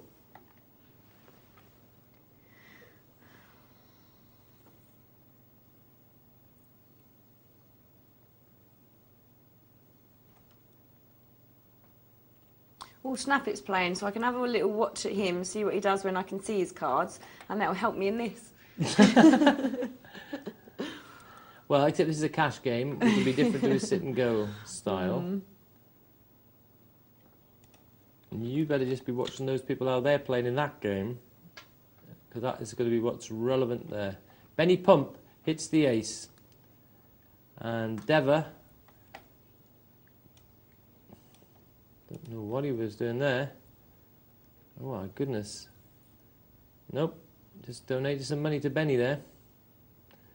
Wasn't really big enough to be a bluff. I'm not quite sure what he was up to there. Had a poor hand. Ace King under the gun. What's the bet going to be? Makes it $2, which is 4 times the big blind. He gets called by Johan Harren with a pair of 9s. And 8, 10, king. It's a good flop for ace king. He's got the top pair with the top kicker. Gives him a backdoor straight possibility, i.e. queen jack coming in any order. But of course there was a flush draw out there which someone might have had, but Johan didn't. He had the pair of 9s. He was praying for a 9 or praying for weakness from his opponent. Because if his opponent was weak and bet and checked, Johan then would have a real hand and he could then try and take the pot down there and then. But it didn't happen. His opponent bet out and Johan was good enough to get away from it. Argyle Jack there, 10 deuce. No thanks, he says.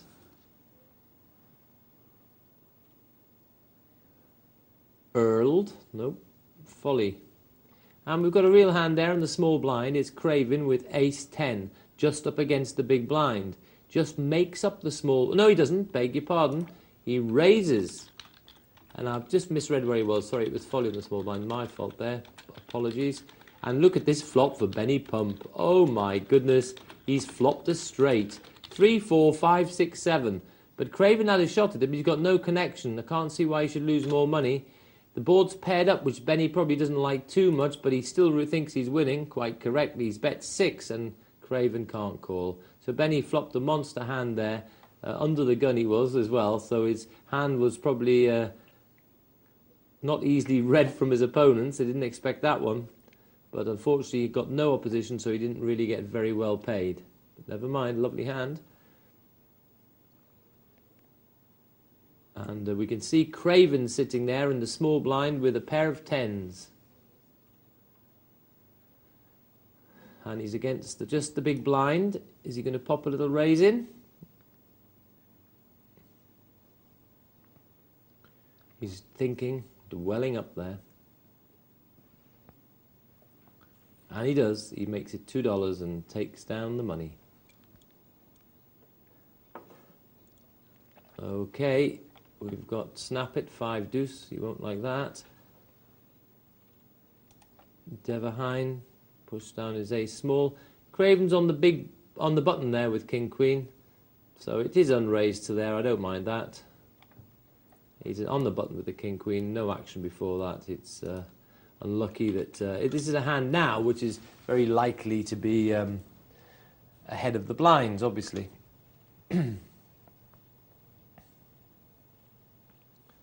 So that sneaks into the unraised pot category because it had been unraised up to him on the button. So he's just now playing against the 2 blinds. But again, if he wants, he could have limped as well. But I think that was fine. And we've had a raise. That's the position straight after the big blind with a pair of 9s. And being called by a pair of 6s by Johan on the button. Do you like that with 6s? Johan knows how to get away from hands. He's got Dever covered in chips, so he knows that if he does connect his 6, he expects to scoop up all Dever's money. I'm not quite sure there if 2, he's got 20 times. Yes, he's probably, there's enough value there with the size of this game to collect. Of course, he's not going to collect because Dever's in fact clicked the trips himself. Well, that Johan Harren move there where he just made the bet, could he be easily thinking, well, look, Deya's raised, so he could have something like ace-queen, ace-jack, ace-king, and have completely missed that flop, so... Possibly, but the flop was a little bit dangerous as well, wasn't it? Because of the clubs. And there was all sorts there, so I just don't think that was the one someone was just going to be trying a random bet at. No. There was too much out there that he'd be worried, and he's out of position, so out of position and there's too much on the flop is not likely a bluffing situation. Because the person thinks that his opponent's got something. It's a problem. So he's less likely to bluff. Well, there we have the Queen-King trying to bluff there, though, into a pot of 9-9-5. And he's done it. And the pair of 7s has put it down. Well, now, the pair of 7s, what's he thinking? He's either thinking he's got a 9, which is difficult for him to have, because there's only 2 extra ones floating around. The undercard to the pair was a 5, which the 7 was beating. So he has to think his opponent's got an overpair. And I definitely think he could have given that a bit more thought and maybe asked the question. He could have actually popped in a raise there and found out exactly where he was.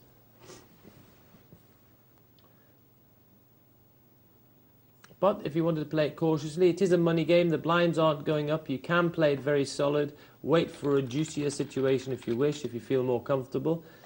Johan here with a pair of kings. Wondering how he can make money here. Thinking. Look at this. He looks like he's going to throw it away, but at the last minute, just raise it to 2. The pair of 2s disappeared. Snap it won't call. And oh dear, no opposition around. But yes, but not the sort of opposition he wants, because Craven is called with 7-5 of spades. And look at this, he's flopped a flush. Well, we're going to be seeing some action from Craven here now. He's bet 4. Johan calls it. My goodness. What's Craven going to do now? He's bet 8. Well, what a hand. 7-5 of spades he's called with. And look at the flop. Ace, 10, 8 of spades. He's flopped a flush. It's 118 to 1 to flop your flush there. Pretty good shooting.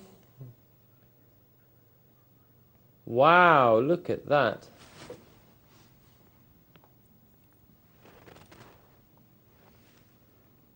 And he's got another flush draw, and in spades. Must be his speciality. And what have we got here? We've got a pair of 8s for Earl, plus a straight draw, but he doesn't make the straight. Craven, however, has made the pair of 10s and takes that one as well. Johan limps in under the gun with Jack 4. Wow. Jack 4 offsuit. He must really think he can outplay these guys to be calling with that. Out of position with a very bad hand. Rather un-Johan Harren-like. I wonder if he's... the level of the stakes is twisting his judgment here. Craven says no. Johan, what are you going to do? Are you going to try something spectacular here? Yes, I gut feeling from me. He's tried something spectacular. I felt it in my water. He's done the re-raise there. James Psyche. Yes, bang on though. With Jack 4, he's re-raised with Jack 4 offsuit. And I felt it before he did it, Michelle. How about that? Sensed it. Johan, be careful. I've got you in tune. Wow. Well, Johan, you took the money. I wonder what you were up to there. So he called under the gun with a suspect hand because he really felt that he could outplay the players. And he demonstrated that he could. But I'm sticking my chest out with pride because I saw it coming. It was such a pleasure to see it actually happen. Not an obvious read. And, whoa, hang on, he's trying it again. What's going on? But, of course, Craven has got an up and down straight and a flush draw. Johan, you're going to find it hard to prize him off this. And you can't. Oh, my good, Johan, you've been too clever for your own good. And it's King 10, which gives him a straight. Johan's gone all in and he's called it. And he's got all the chips. Well, Johan, he tried to be just a bit too smart. But this time, he ran into opposition. Craven, he had the up and down straight. He had the flush draw. He didn't get scared when the pair came. He just decided he was not going to put it down. Johan kept on battering away. In the end, he battered all the chips in, still couldn't get rid of him. He tried everything he knew. And Craven has now gone up to $263.95. And the maximum you can buy in for this game is $50. What a result. Over 5 times his starting stack. Very impressive. Well, what a lively game. What a lively game. So, unfortunately there from Johan, we saw the danger of falling in love with overplaying, basically. Just got a little bit too cute there. Obviously unlucky that he ran into opposition. But I think once he put in I think it was the $22 bet, which was quite significant for this table, and still got called. I just don't think that it was a great time to try and push his opponent off. I think he should have realised that there was too much opposition out there. Stupid.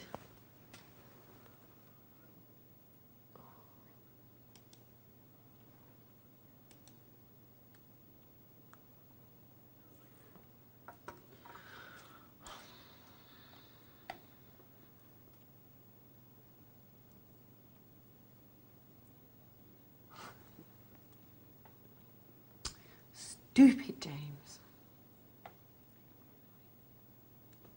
Oh, I can't call that. Posh with nothing. How's your cash game going? The cash game has been very, very interesting. It's been good. And it still looks like good. Michelle's groaning a bit. I'm a bit worried. The stupid idiot mistake has cost me the whole game now. I have no choice but to do that.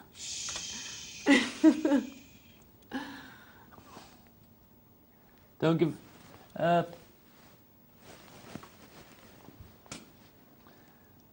Unbelievable that I just got lucky against Hoofy. Don't give the story away. We want to be excited when we watch it. Keep it to yourself, Mish. Here we go. We've got Benny Pump 8-2. Seems to be a lot more typing going on next door. Trip 2s for Snap It, $3.50. We've got a flush draw and a pair for Craven. So he calls. And Benny Pump has just got the 2. He disappears, but the flush is not there. Snap It. Not mad keen on the 7 because someone could have had possibly a straight made with that, but he's pretty sure he's winning. He bet the 8. He wins the pot. Well done, Snap It. Well, some really good stuff in that cash game. Now, I enjoyed that. Some interesting moves.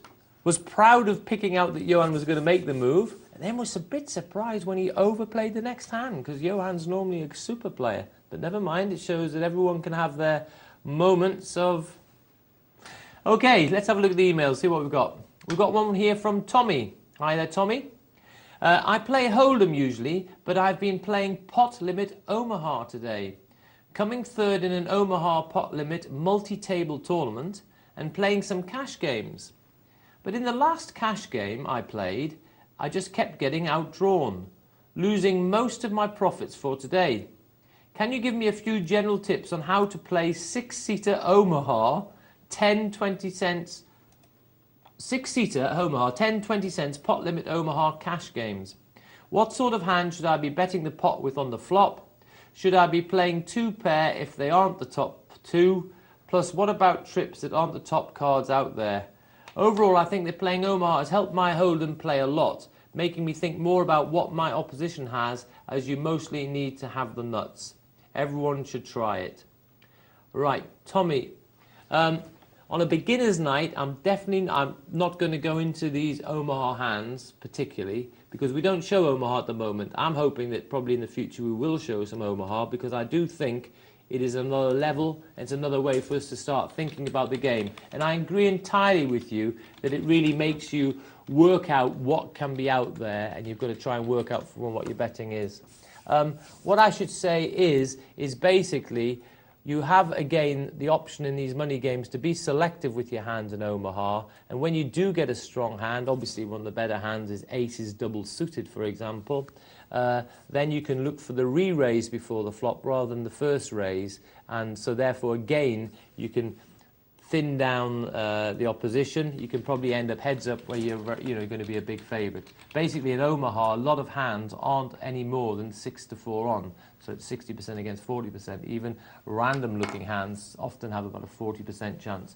But I'm not fully going to the Omaha tonight. But maybe on a pro night, Tommy, you can whack in some Omaha questions, and we might just touch on it a little bit for you.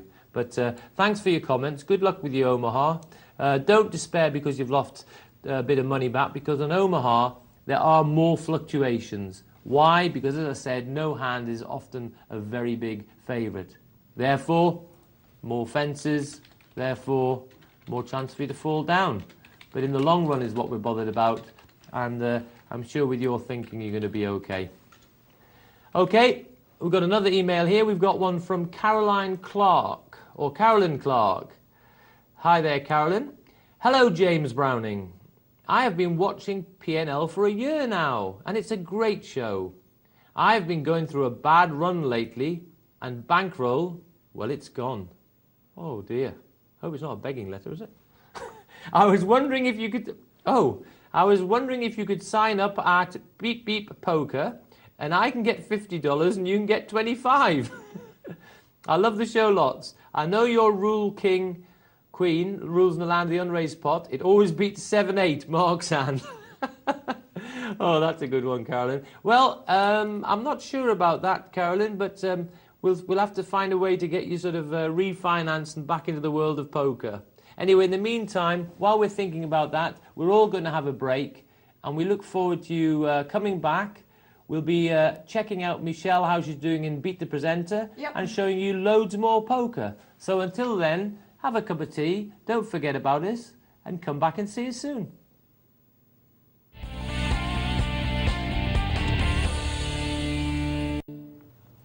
Good evening and welcome back to Poker Night Live with Michelle, the night nurse, that's me, and James 007 Browning. Good. Mr. Ritz, Mr. Posh Boy, right. Mr. And yes, and we're going to be I looking. can't even think of we're the going to words be for you, looking. James. Poshboard, yes, because I was at the Ritz 2 nights ago. Great, it was great. Yes, what we're going to be doing is we're going to be looking at Michelle and Beat the Presenter, and I can't wait to see that because it'll be very interesting. So we're not going to tell you how she's done. We'll I soon didn't find even out. peep when she was playing, so it's all going to be new to me as well. And let's go and have a look at that. I don't know. Are if we you... going to go straight there, are we? Well, Yes. first of all, before we do, if you have any questions for James, our expert, or any queries or any comments, please do keep your emails coming in. We have some fabulous emails so far tonight, haven't we? Yeah, there's been some good ones. We want more, though, because We you've do been a want more. little bit sparse compared with normal. So let's crank up the emails. You'll all be coming in from the pub as well about now, so do remember the email, poker@pokernightlive.co.uk, and remember to text the word poker and your question to 84222. We do have an email from Alberto. Should I do that first? Yeah, go on. First of all, hello Alberto. He says, just an email to say thanks because your show has really improved my game. I have been playing online now for about 4 months and been watching Poker Night Live for about 3 months. I started playing cash limits, then went to no limit. Now playing mostly sit and goes and the odd weekend multi-table tournament. Having a great run in my $2 sit and go, cashing in 8 of the last 10. Very Well, you're good. doing better than me because I've played 9 and I've cashed in 4. So you're doing better than me at the moment. He says, I even cashed in a 7-card stud I entered by mistake. Wow. Also finished 5th in a $2 multi-table tournament with over 1,400 runners. Wow, you're doing really, really well. I realise this is all small potatoes and I'm not mentioning all the times I haven't cashed, but I can feel my game is much more solid down to you guys at Poker Night Live. And what do you think of this? In a low-stakes cash game, I was in earlier. A guy unsurprisingly lost all of his cash when his quad kings were beaten by quad aces. Oh, Ooh, that painful. is nasty. Painful. It sounds like it's doing brilliantly though to start off with. Yes, no, I mean, I like the way you're going. You're progressing well. You started off at a level which you were comfortable at, and that is the key thing. Because we must play at a level where we're comfortable. It's best to play at a level where it still means something to us, so we don't play like clowns because it doesn't matter. So we've got to find this level where it means something to us, but we're not out of our depth. We're able to experiment, we're able to try, we're able to lose so many tournaments in a row and still afford to be able to enter a tournament and play some more. So we must play within our bankroll. And it sounds that's exactly what you've been doing. You've been watching the programme. There's nothing we love to hear more than when you tell us how much it's helped your game and how you've produced all those good results. And a lot of it's down to listening to the programme. And we want you to listen more and more and send in more emails and any questions about any parts of the game, ask us, and we'll be delighted to help you. It's down to experts like yourself, James. Good. Well, it's great. I just love it. As I said, many moons ago now, it feels, when I was on that cruise, I met so many PNLers on that cruise, and it was brilliant meeting them all, and it was great when people said, you know, it really helped my game, etc. And that's worth more than anything, I can promise you. Do you remember we're on a pro night tomorrow night as well? So if you do want to get a bit more in depth about poker, are you back on? I'm on, yes, tomorrow. So you can With tune in tomorrow. With Dr. Tom. I was with the doctor. Excellent. That's a good little team then. It is, and Doc and I have been together for a while, so I'm looking forward to that as well. So it should be maybe I'll hopefully a good watch. one. Maybe I'll play. Oh, that'd be good. Yeah, you need to bring candle and a bottle of wine, maybe. Yeah, that'd be rather sophisticated, wouldn't it? Right. I should have saved one of those big king prawns from the Ritz and brought it out. You'd have liked that. You would like the Ritz as well, Dr. Tom. Okay, we're going to head over to my tournament Oops, and see how beat I the presenter did. time. Bear in mind that I'm on with James, and I'm always under too much pressure and don't win. Don't blame me. But maybe you win it tonight. it's okay though, because before this tournament, I think I'd been in the cash 6 times and out the cash 5 times. Not bad. So my and pretty much all those 5 times with you, mister. Oh. I'm joking. Chip Nurse, look at this. She's got a hand already. Ace-9 suited, and she raises Raises from it. the cut-off position, makes it 80. Doesn't enjoy being... Omen, you're such a bluffer. He told me he had the 10. Omen, you're going to get it. And Chip Nurse here has hit a pretty good flop for Ace-9. What's he playing at, James? And you bet 100 here into a pot of 190. Oh. And re-raises with With 3-5. nothing, and he so fishes me off. And I went, what did you have? Did you have the 10? And he went, yeah. let me say, Hang on, let's look at this hand because this is important. I really don't know what to do. Yeah, it's a difficult situation for you. He's done a good bet there.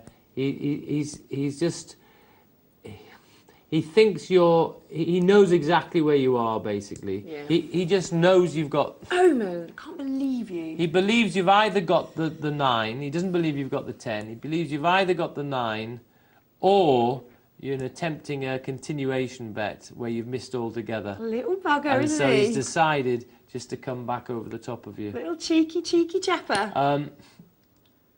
And therefore, in these early stages, you've got to be careful about sort of really containing the size of the pot a little bit.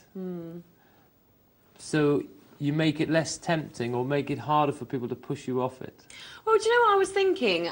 After he did the bet, I thought, right, what's he got? If he's got a pair of 10s he's ahead or anything higher than that, and with a pair of 10s or a pair of jacks, would he have re-raised me pre-flop? No way, would he? So I thought he could have something like that. He could have hit his 10. Well, he wouldn't with a pair of 10s, he wouldn't be re-raising. He's got 4 10s. No, I mean pre-flop. My 80. Oh, I see. No, but let's do... Okay, so I was trying to work out what he could have in his hand. Okay, he could have called that with a pair of 10s, yes, pre-flop. He wouldn't or necessarily a pair raise. of jacks, or I was thinking with Or a pair of queens. ace 10, late position. That's what I was thinking. I thought, though, he can be beating me. Do I want to get involved this early? Which is what made me put it down in the end. But even when I put it down, I thought, I bet I'm ahead. Okay, but the only thing is I will now... I think you haven't controlled the size of the pot. With ace 9, which is not a great hand, but I think it's okay making a move, but you've made it 4 times the big blind. You made it 80. So what you're doing is, on the first level, you're making the pot big.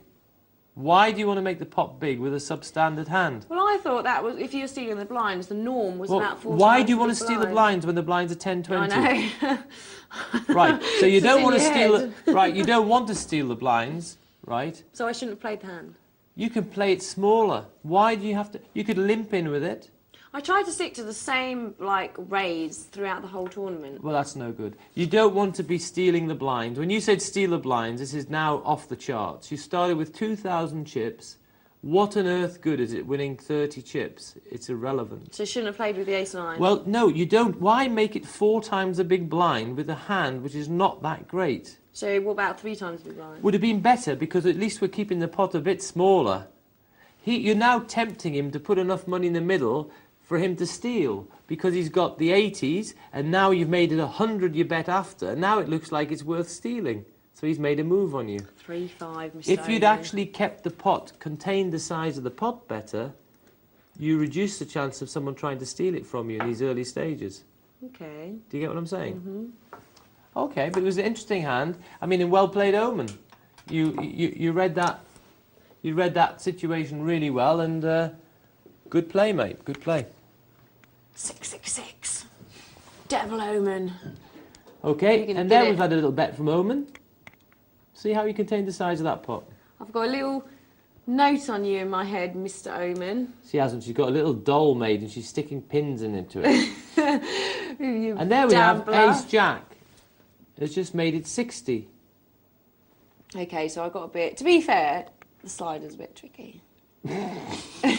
That is... And you just kind of slide it up, and it's just so tentative on the glass table. Oh, yeah, the glass slippy table. Yeah, difficult.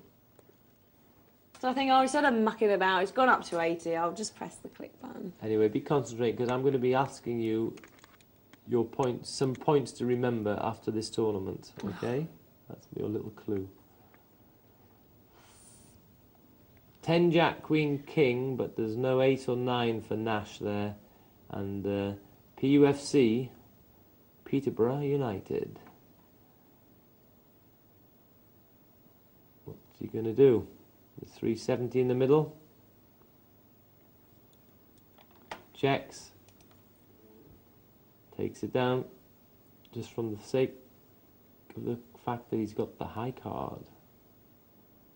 He's got King 6 under the gun. He pass. I didn't even see what you had there. It passed so quickly. Something rubbish. Omen's got 2 7s to go with his 3 6s. If I've got something like a 3-5 or a 10-2, I generally just click Let's see the how fold Omen button. plays it. He's raised this. He's actually done 4 times the big blind, but he's actually got a made hand. He's got a pair. So he actually has raised it up there a bit more. Why? Because when he's raising... So he wants to accumulate chips into the pot? No, when he's got a pair and in late position, he's not playing it as a drawing hand. He actually says, I'm either want to push people out or play against one person, because I'm likely to be favourite with the pair against one. So he's raised it up a bit more to thin the field. With an ace-9, which is a random sort of hand, you just don't want to be putting more money in the pot there. You don't want to be making 4 times the big blind and putting more money in with a substandard hand, basically. Ooh, snap it's let posh hit his 9. 9, 10, Jack, Queen. So Snap it's got the up and down straight and the 2 over cards. He bets 60 and gets it. Queen King. Chip Nurse 2, 3 offsuit. Doesn't like that. Omen, more cards for Omen. He's got Ace King suited, big slick. Let's see how much he bets. 120. He's done a massive bet here now. But of course, this is a pretty strong hand. And look at that. Calling with Queen King in a raised pot. Oh, straight into the Ace King. Not listening to you, is he, James? Well, we see evidence. How often do we see evidence of this? Posh, have you not been listening to James? Michelle, how often do we see this evidence? Constantly. There we go. And the Posh is going to put it down now anyway. With only the 10 to help him.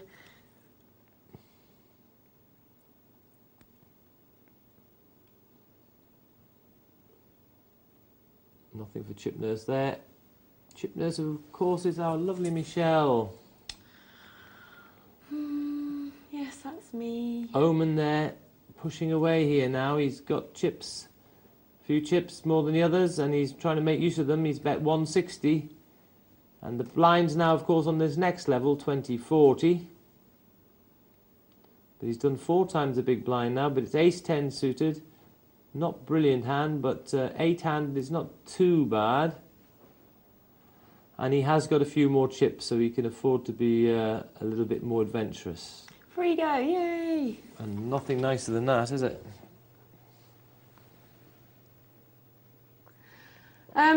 Yeah, because one thing that I've been told, a lot of the players on this table do this, is don't just put in... A lot of people just make up the small blind with anything.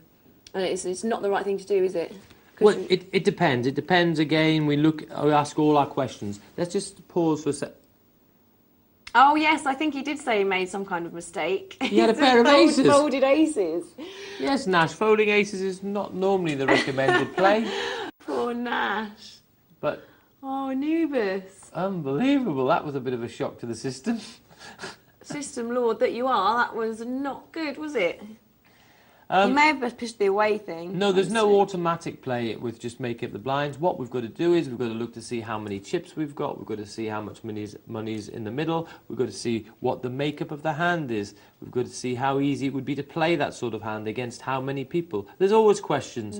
We don't have any push-button plays in this game. To have push-button plays and say, I always do this, I do see people that genuinely always do make up the big blind if there's not been a raise, just in case they hit like a 2-pair or a trick or a full house. To always do anything is not correct. That's what I'm trying to say, is we have to always think, not always just do something. That's the always we have to do. We always have to think, but we don't always have to make a certain play.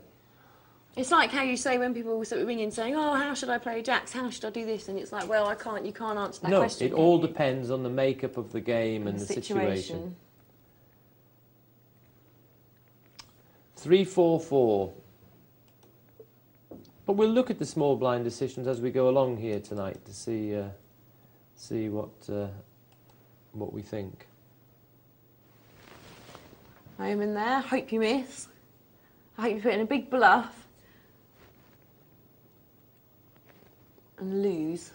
Not that I'm bitter or anything. No, of course not.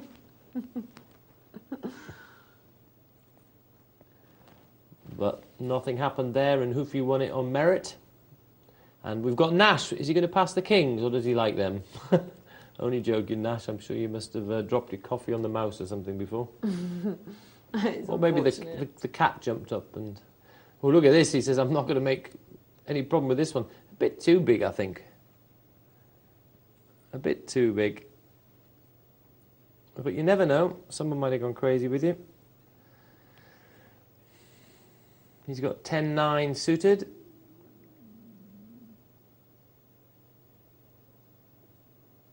Contemplating limping, I think. Nope. Buffy be good. The Omen, no thanks. And King Queen wins uncontested. See, King Queen always wins in the Ruled in the land of the unraised pot. Yeah. Ruled the realm there quite easily without a threat from the peasants.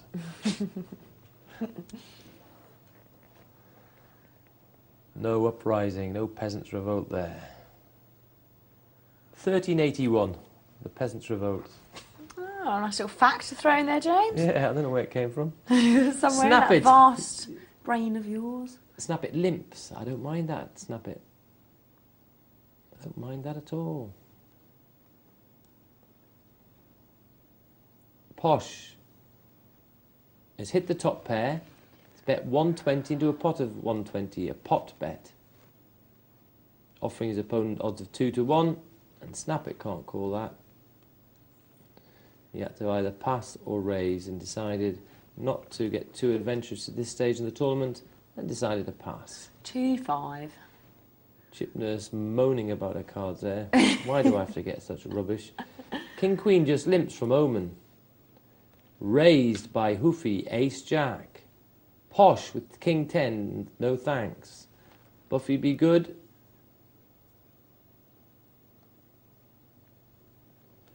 Needs to put 120 in this pot. But Buffy was good and passed. And as did the King Queen. Didn't want to know. Omen there. Just limps in with Ace 10. So, thinking about that, obviously not that I'm bitter on it or anything, but thinking about that bluff from Omen earlier on, yes. No matter what he had, I should really have re-raised there, because thinking about it, there wasn't really that much. It was highly unlikely he had 2 10s in his hand, because there was 2 10s on the board. Yeah. So the only really hand was Jacks, We could maybe have had, Queens you could have had and Ace Kings. 10. Yeah, it was 3 10s that scared me, but... Yeah.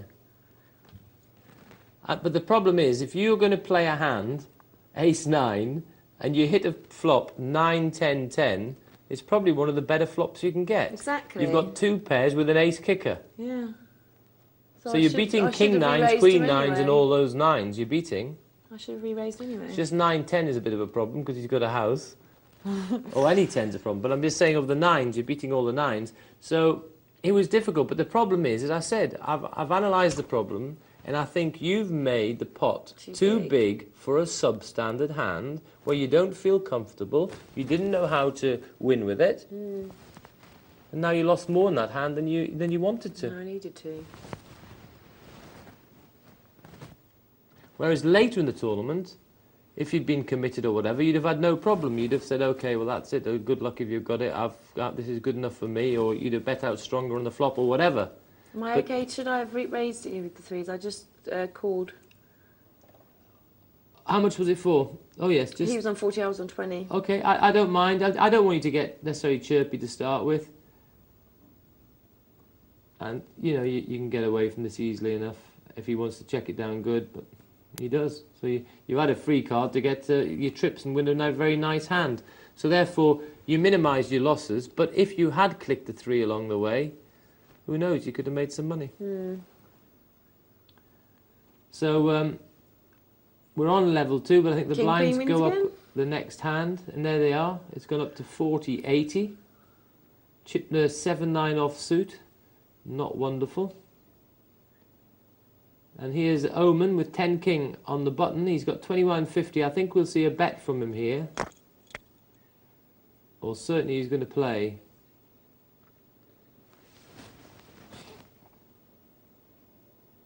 Oh, maybe not.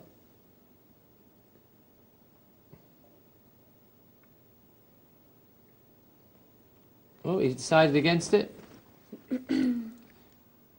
Ace Jules had a free roll, a walk. You've got the chips for nothing. That's rubbish. Big slick for Nash and Nubis. Sixes for Snap It.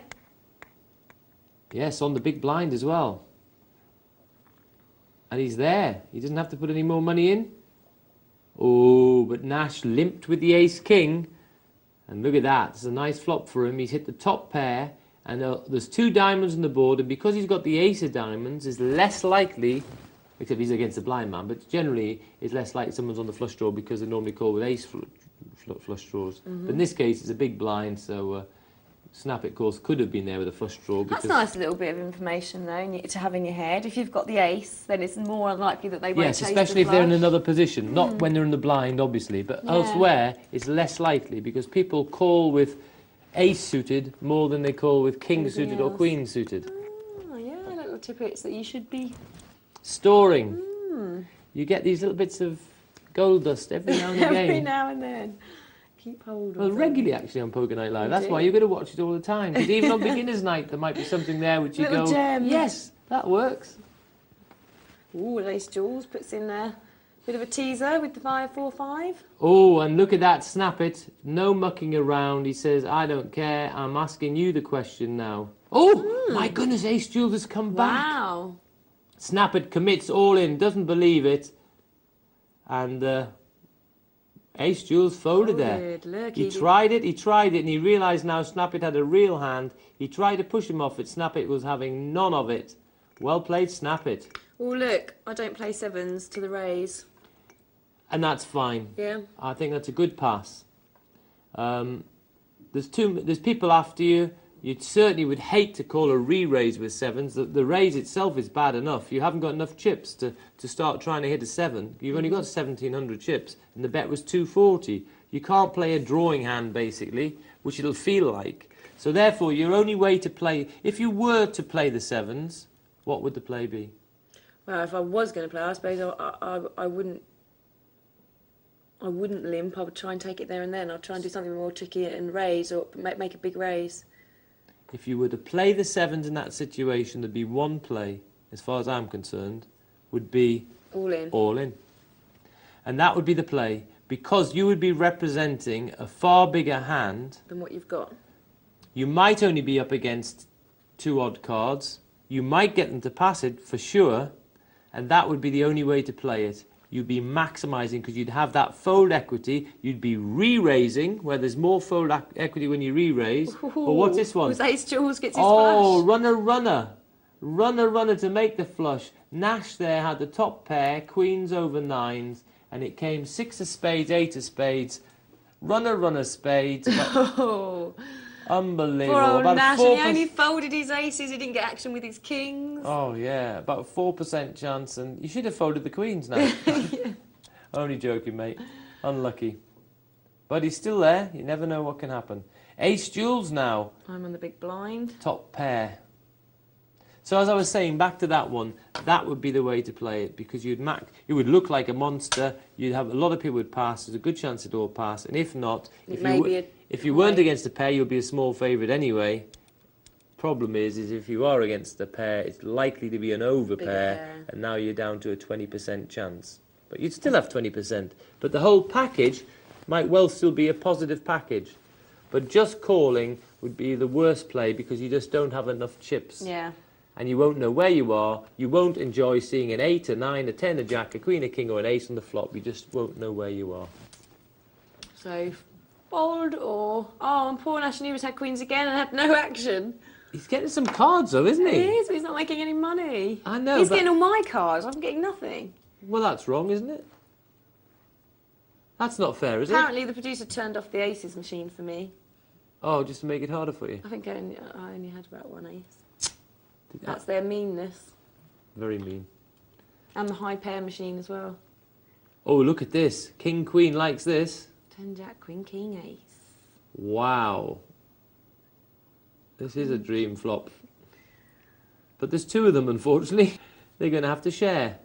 And poor old Ace Jules has got ace jack. Oh, he's got 2 pair, but not poor of another. Oh, and there's a queen. A king would make a split pot.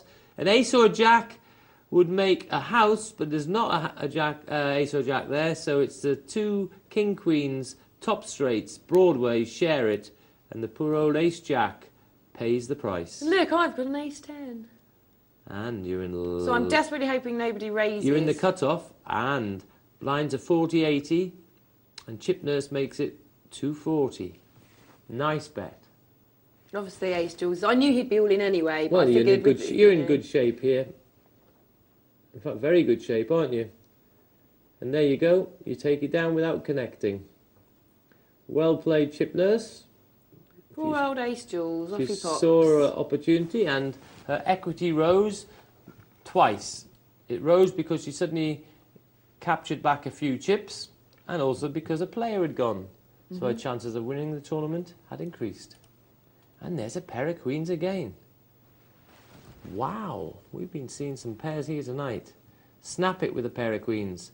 Just makes it up. Oh, tricky, tricky, tricky. Snap it. He's made the trips. He's checked it. Hoping to goodness that Posh is connected. He has connected, but it's only with baby deuces. Snap it. There's a flush draw out there. Can he be cursed enough that his opponent's got the flush? He doesn't really believe it. He bets 160, sort of hoping he's got the flush really, giving him 2-1 odds when he's 4-1 against. But no joy. Nice hand, but not much reward. But anyway, you tried everything you could, snap it. Well done.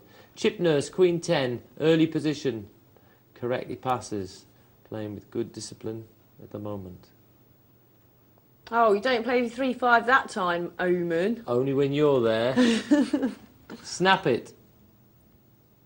Raise it up to 240. Called by the ace-10. Nicely dominating position here for Snap it. But does he realise it? When you get called when you've raised with ace-jack, you're never exactly singing and dancing because you feel just a bit vulnerable, especially when you don't hit the flop. There's 560 in the middle. It decides just to check it. The ace has come. They'll both like the ace, but they don't like the diamond because neither of them have got diamonds. Posh checks. Snap it. Wow, he just checks as well. I feel that I would have... Oh, he's checked and called anyway. Okay. He's checked that time and then he called the next time. Oh, this So is where I said to you... Let me finish this one, Sorry. please. Sorry. So he was determined there. He wasn't going to put it down. He was just containing the size of the pot there by Ken. He didn't quite know where he was. So that was good. Right, sorry. I remember I said to you that something you'd told me came into my mind when I was playing this hand. Right. You'd said to me about always thinking of position and what people are going to do behind you. And you said to me once, it's a lot to ask Yes. that nobody's going to raise behind you. So always think about that when you're deciding whether to play or not. Right. And because twos is such an awful hand, What and was I it? only... Pair of twos. Yes. And because I'm only playing to hit a third two, which Yes. isn't going to happen, and it's a lot to ask, but everyone behind me is going to just limp or not Exactly. raise. So I folded to save And that was myself great play. 80. And that was great play. And I'll tell you what, why that was very good is because you've been having a spell here when you've not really been getting cards. And when you've had a spell when you're not getting cards, when people see a pair, any pair, they get overexcited and they think, oh, well, I've got to play this. It feels Yeah. awful to have to throw away a pair after you've been waiting for a hand. Such rubbish. But you thought it out and said, what's going to happen next? And do I want to put more money in with this? Uh-oh, no, I don't. And what do I have to do? I've got to hit a 2, and then you've got to find someone who hits a hand and get paid for it. Hang on, that's a lot. Forget that. I can't afford that. Have I got enough chips to try something as speculative as that? And you'd say, no, I haven't. And it's that thought process which you'd never usually go through. Yes. And it's only from you telling me that from previous, when I haven't done that, Good. that it's stuck in the head. And do you have that on the computer in some form or another on your little I've note got list? my little list next to the computer. Yeah, so have you got that one included, more or less? I don't think I've got it, because I've got it in point form. Okay, so anyway, there's a good one to take home and to have some little reference point again, just to remind you of that every now and again, that sort of way you've got to think out things. So here we go, Buffy be good. Small blind with King 3. Well, both got similar sized stacks here. Buffy be good might just limp in with this, possibly. No, decides to pass. Yay, free go. Very nice. Michelle's very happy with that result. With Especially when King my 2. cards are rubbish. Didn't particularly want to be fighting too much. Nash with 2-4. Chip Nurse against Omen. I'm not happy with Omen. I'm not getting And involved. knows that Omen is quite prepared to bully. Also knows that Omen has got more chips than her. And I think that's not a bad result because you don't want to suddenly limp in because you just almost know he's going to raise you. Yeah, well, and now you don't want to call the raise, exactly. so that's no good. So if you want to play, you'd have had to come in with a raise. You'd have had to take the initiative from him because you know in your heart if you'd limped in, he'd have raised you. Yeah. Is that true? Yeah, exactly true. And I'm even not sure if I raise, if he's going to try a re-raise or do something a bit... So you thought, I'll wait, I'll leave it until I've got the hand, I can catch him with it. But the good thing what Omen's done there is he's actually got you beaten down a bit. Yes, I know he has. So therefore, you're an oppressed woman. I am. So how pleased am I when he went out? Ha ha! That'll learn you. That'll learn you. That's karma, Omen, for your terrible bluff. Brilliant bluff, actually, at the beginning. But you cheered his demise, did you? Yeah, but in the nicest... Oh, I raised with the sixes here. Right. Because, like you say, when you see the pair... Right. Now, funny enough, the thing here is it's 81, 60, 240. You're going to get away with this, but... And it was exactly what you said. Got excited with pair because I'd had nothing.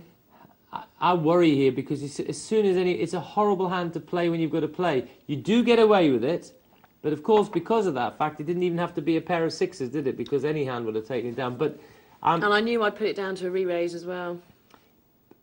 Yeah. So. And I knew that if there was overcards on the flop, which there's going to be, I'm going to put it down. So it was a complete time blind steal. Yeah, and in fact, therefore, if you're going to be playing it, even then, it might be that you've got to bet it more powerfully because you've really got to increase. Maybe. You've got to increase the chance that they pass. But then, if they call with overcards, you're now small favoured, but you've increased the chance that they pass. But by putting in a playable raise, you're giving them a playable raise where you don't want to play. It's so funny that I did exactly what you said, though. You haven't had a card, you see the pair and you think, right, I'm going to do something with it. Yeah. All right. Now, you see, that's a playable hand because you don't mind playing queens, right? You say, I'd play heads up against someone with a pair of queens. That sounds pretty tasty. I like that. So Hoofy's put in, his raise makes so much more sense with that hand and with the amount of chips he's got. You are a bit low on chips. And it's a hand you don't particularly want to play because all the overcards frighten you. They can represent anything. So if anything, the better play would have been even to have pushed all in with it. Yeah. I had like a psychic moment. Okay. But you got away with it anyway, so there we go. And I did have a huge sigh of relief when they both folded. I was like, oh, thank God for that. Yeah. And I'd have felt the same.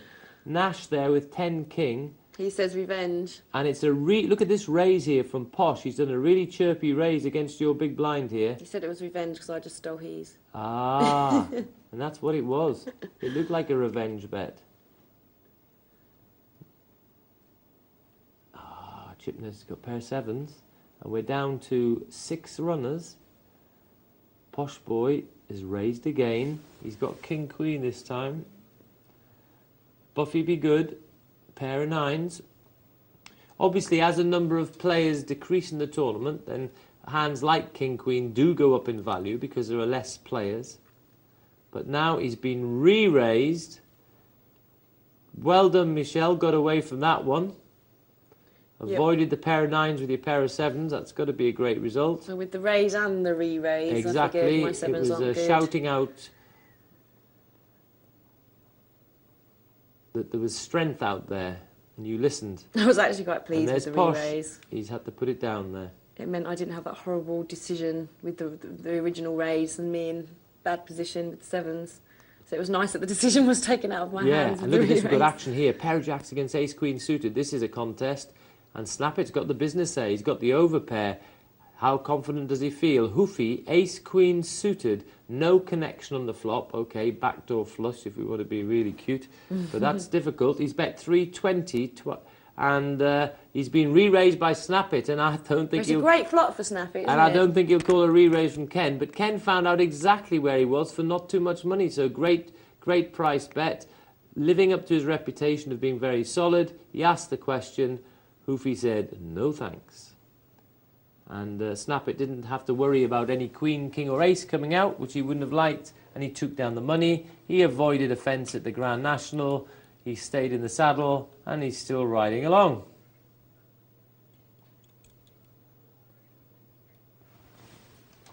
OK, let's have a look at... Oh, hang on, we've got a 10 queen, 9-10 queen, jack king fits very neatly in the middle of that. Why? Because it makes 9-10 jack queen king.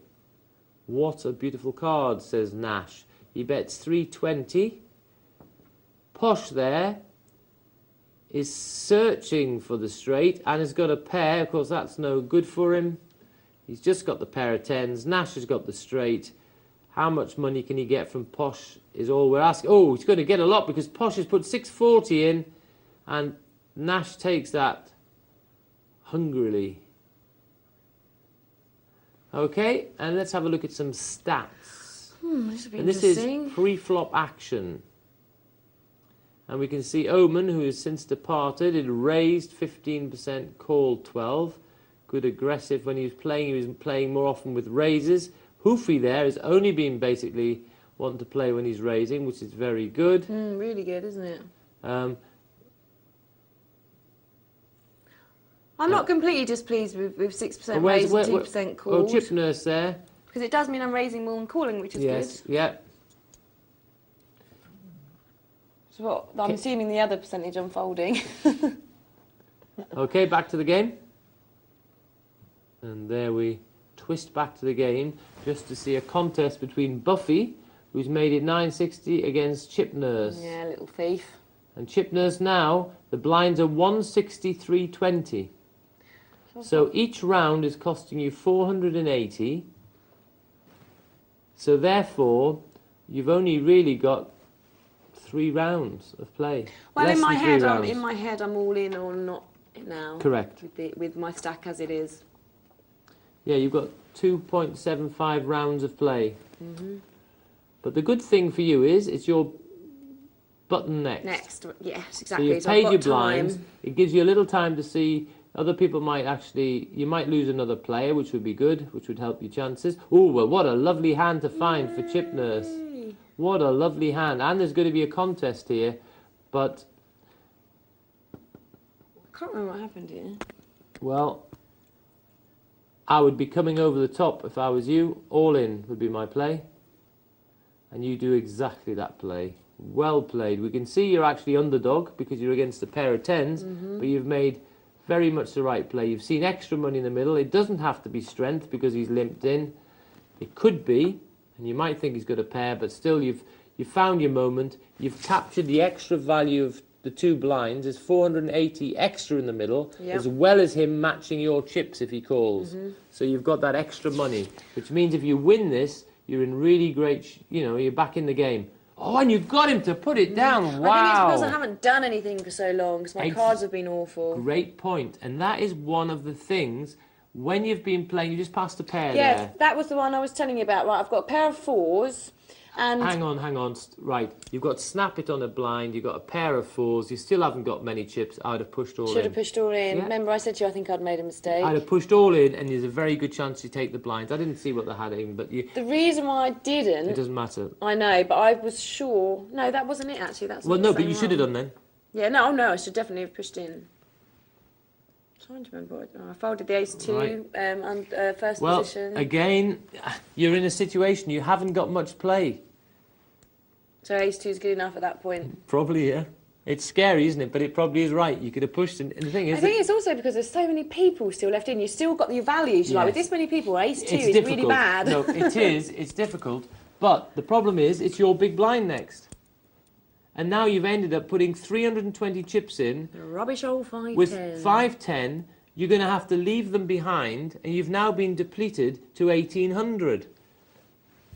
So I should have gone in with the 4s, and I should have gone in with the ace-2 suited. Yes, because of what's happened now. Your fold equity on your next play has diminished because you've lost some chips. It becomes easier for people to call you. So then I should have gone here as well. Sorry? So I should well, go let's see here what as happens well. here in the betting. I don't think I do. We've had a flat call from Snap It. Snap It, who's got a lot of chips, is a reason to be suspicious. We know that Snap It is very solid. For him just to limp in... Well, Buffy could put, are you trapping Snap It? Right, hang on, but Snap It is a warning for him because of the type of player. He is a solid player. I'm not just saying this because we can see he's got queens. I'm just saying it would make me sit up and look a little bit. Go, hang on a minute, Snap It. Ah, but now I could put my sevens down. I but- put it down. Because you've got a raise there, you've got Snap It, he might be limping with something, but you've got a guy who's not frightened of Snap It limping with something. Snap It might have a hand, he might not. Buffy did write in the box, "Are you trapping me, Snap It?" All right, and that's what I would have been thinking. Oh, but look at that, Buffy was being trapped. But oh, there's a possible straight draw for Snap It. Oh, unlucky. I would have Ken. got me 7. You'd have hit your 7 as well, yes. So Buffy be good there. Outdraws Snap It. He was a bit underdog. Snap It was a good favourite there. Queen of Spades, Queen of Hearts against Ace of Spades, Jack of Hearts. But the ace came, no waiting. First card for Buffy be good and levels up the competition. And we've got Posh has gone all in. We didn't get to see what you had there.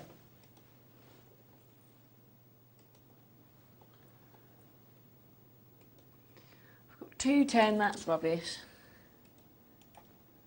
It is too, though. It's the psychology in your head's telling you, hang on a minute, at this stage of a tournament with 7 people still left, I shouldn't be going all in with an ace-2 or a pair of 4s. But you should, because you have to look at the chips, don't you? Yes, it's in relation to the blinds and to your stack size. But it shows how the psyche works in your head. This is where, this is what lost the game for me here.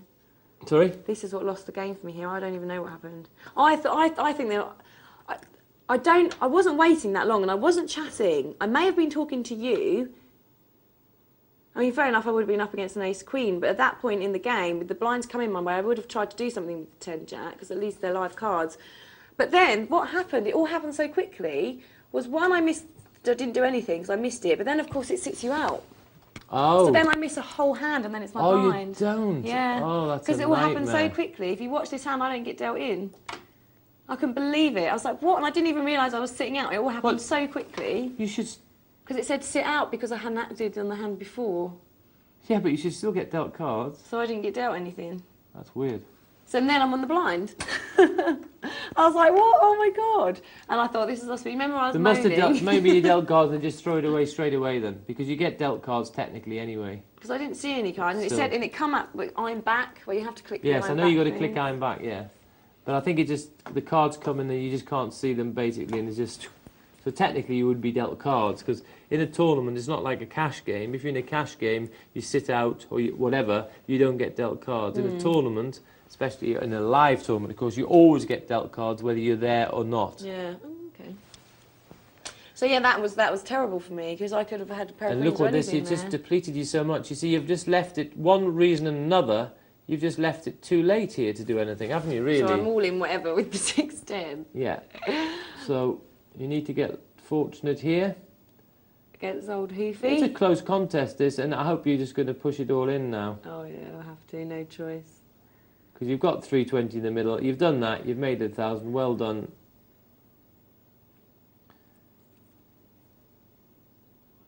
Okay, you've got a middle pin straight draw. You need a 9. Lucky Oh, it's a 6 on the river. Lucky Michelle. How lucky do I want to be? That's fairness because of what happened with the Jack 10. Oh, right. Poker fairness. Poker karma, James. Right, but you've got to be careful about not getting sat out. That's a little good tip for everybody there, especially our beginners. To be fair, though, I think I was talking on... Right, so therefore don't get timed out because you can get sat out and then you can have, especially in these critical stages of a tournament when you haven't got much time. Now let's keep on watching this because this is very interesting now. Oh! Should have gone all in with a 9-10. Well, what are the blinds? Huge. 320, 640, you've got 960, you've only got 2,000 chips. You could have whacked it in there again. I get 8-6 and I'm like, no. Right, you should have whacked it in. There's another little opportunity you missed, don't you think? Yeah. Well, where's it going to go next, you know? 8-10. Rubbish. So I'm praying for something on the big blind. Don't you hate it? Da, da, da, da. But you're right, it is a strange feeling when there's still so many people left you and the just- blinds are so big. We're on the second highest level. Should be able to adapt though. I should be able to adapt. Yeah, I'm not. I'm still thinking 7 people. This is a bad hand. Shouldn't go all in. Yeah. But Six, I should six be. people, should six be. people, 6 people. 6 people, and Yeah. I should be able to adapt. Oh, you found a hand anyway. Luckily, I got an ace. You found a hand, and in this situation, you're not putting. I didn't you even got- have to do anything. Oh, very nice too. 10 queen. But you were going to play that anyway, weren't you? Yeah, I was going to play it anyway. I have to now. Okay. And you should be attacking there. I Oh, should- what on earth happened, Michelle? I don't know. Right, let's have a look at that one. I don't know if we can get back to that. I had a Maybe queen not. 10. I should have gone all in. Okay. Was it a queen 10? Yeah, you got queen should 10. have gone all in. Is queen 10... What is an average hand, roughly? No, queen 10.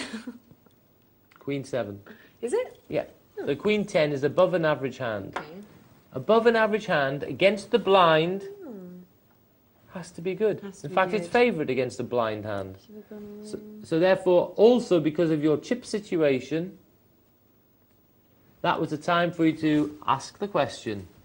And there's a good chance you'd have taken down the blinds instead of leaving your money behind.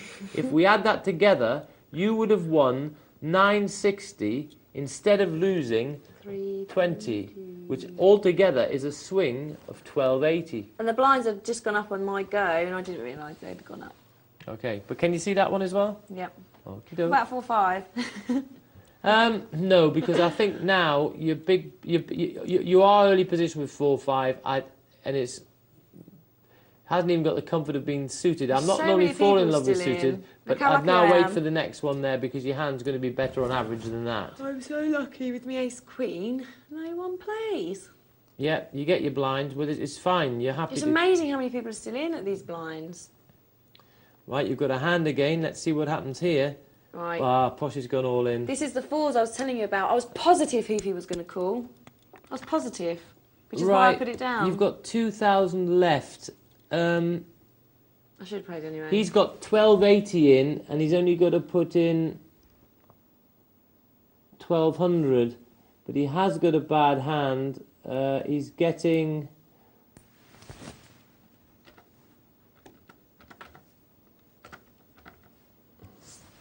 .6. Yeah, he's getting 2.6 to 1. So fair enough on him with that terrible hand. Bad play by me. I should have got him the fours. Well, it's.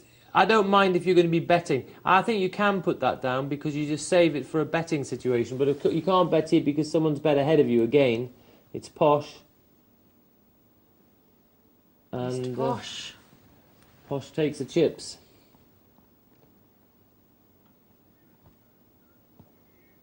And, oh no, someone's bet again now. So you can't do anything again. Look at Posh. And with look at these 5,000. blinds though, it's 640, 1280. And now, you're now in a situation where you can't now even I can't push anyone off. hope to wait for a pushing situation. So now, you're basically looking just for really a playable hand now. Because the blinds are so big. Okay, pass it, because your next hand on average is going to be all better in than that anyway. next hand. So therefore, your 8-5 is way below an average hand. So that's just on hand merit, because the fold equity is virtually gone. Now it's merit of the hand. So 8-5, you expect to get better in a blind than that. So Nash doubles up. So let's see if you get better. Oh my Hey, goodness, woo! you do get better. Well, I think Buffy B. Good's got to contemplate playing against you here, because that's better than a blind hand. He could well play here. But he But he decides not to. doesn't. He should have. And you actually had a hand. And I've got another one. Oh, we're going to have to leave it though. Okay, perhaps we can come back to this. Oh, well, Okay, we we'll will pause come that back. there and we'll come back.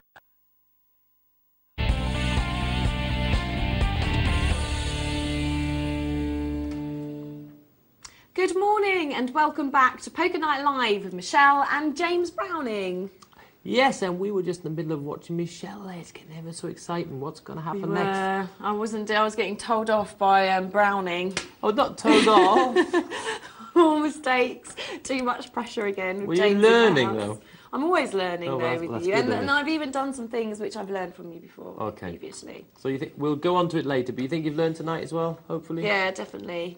And the biggest point I think I've learned tonight is the fact that you can't just think about the amount of people left in the tournament, because your mind automatically sees 7 people, so you see an ace-2 or a pair of 4s, and you automatically fold it.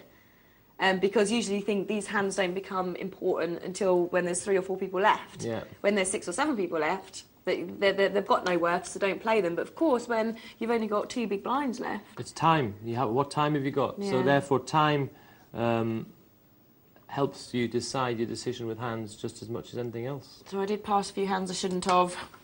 But we do have a quite fun email here from Steve, actually, to perk us all up.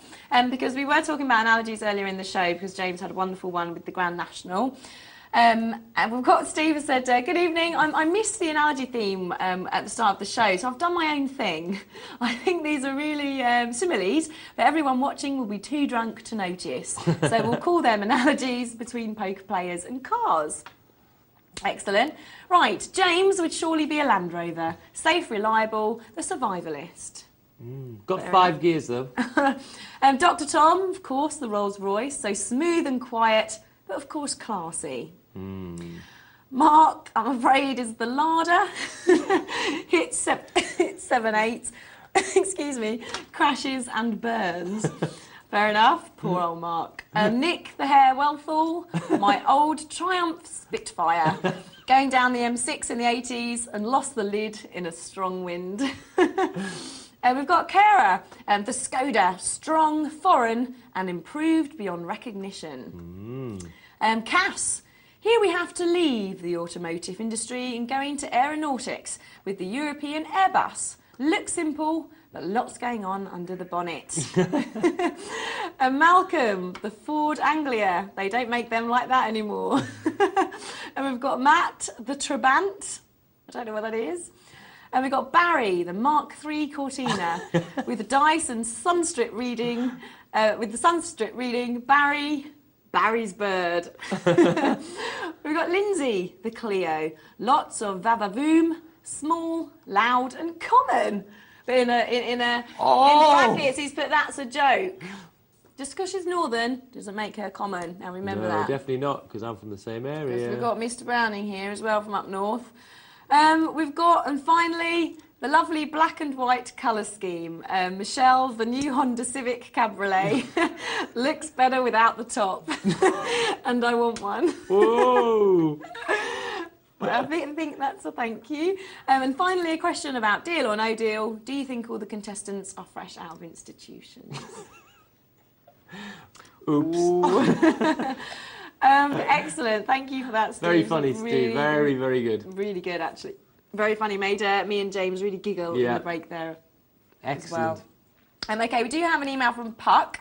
So we'll do that quickly. He says, loving the show as usual. I'm hoping for a chip nurse victory dance. Yeah. Will there be one? My question is to James. What strategy should be used in a winner-takes-all event? I have a final to play with about 100 other entrants. I have been making final tables of multi-table tournaments and winning sit-and-goes for the last couple of months. I've only been playing for less than a year. Should I be playing my normal survival games or start trying for a chip lead early on to get an edge on the tables? Your suggestions, based from your years of experience, would be greatly appreciated. Okay, it's a very good question, and thanks for that, Puck. Right, if you're in a 100-player tournament, you still have to basically stick to some of the principles, the sound principles, because whatever you do, you can't win a 100-player multi-table tournament in the early stages of the tournament. It's just not possible. So therefore, to be risking your life too much early on is, again, a no-no, because you just can't win it there and then. So the best thing to do in a winner-takes-all is basically to play your regular strategy, aiming there to get to that final table. Because if you get to the final table, now we're getting to the land where we can win a tournament. So now, this is where it changes. Because at that final table, already because you've come through a field of 100, the blinds will probably be quite substantial. And now, we're not bothered about coming 9th, 8th, 7th, 6th, 5th. There's no point climbing up the ladder particularly. So therefore, we can now look for opportunities where we can take a risk to get a chunky stack of chips, which will then help us to get to the latter stages, i.e. the last 3. So Don't bother about the 9th, 8th, 7th, 6th, but now you are aiming to get to the top 3 basically again, and still set yourself a target to get to a certain area. And again now, of course, in the top 3, you just go hell for leather to try and win that tournament. But so let's just set those targets out there. First point is still don't try and win it in the early stages because you can't win a tournament then anyway. Aim still to get to that final, not changing strategy too much. If you did see some opportunities to really get some chips, a really big pot, just towards the latter stages, if it was a multi-way pot where you really thought you had a massive chance, that could be correct to play that. Don't bother about 9, 8, 7, 6, 5 because they're not relevant to you anymore at all. Sort of aim for top 3, make plays accordingly, and if you go out 10th or whatever, it doesn't matter so much. Then when you get to top 3, fire away to go for the win. So I hope that helped. Lovely. Thank you, James. Are we going to go straight back to the end of the Beat the Presenter tournament? Quick. See how I do. And there we are, Chip Nurse. She's got 640 on the small blind, and she's got ace 6. And we've got Buffy Be Good. Oh, he's cranked it up to 3,770. And Chip Nurse... Oh, it's because I knew you'd go all in. Chip Nurse passed. Because I knew he would be all in. I thought it would take someone out. Right, but did you have an ace? I did have an ace. Aha. And Hevie went out, so I thought, oh, now I can go all in with me 2,000 and double up to 4,000 and have a chance of winning. Right, but unfortunately these blinds are so massive. To have an ace there, you know if you ping your ace, it can beat 2 people. Yeah. And I think that was an opportunity you had there. So yeah, you can't play with that one. You're correct passing the 2-9 because your next hand is on average going to be better than that. I think you missed an opportunity. I missed about 5 of them, James. Okay. Here we are. Well, you're not going to miss this one. You've got to play this one. You're unlucky. The small blind's got a slightly better hand than you. It's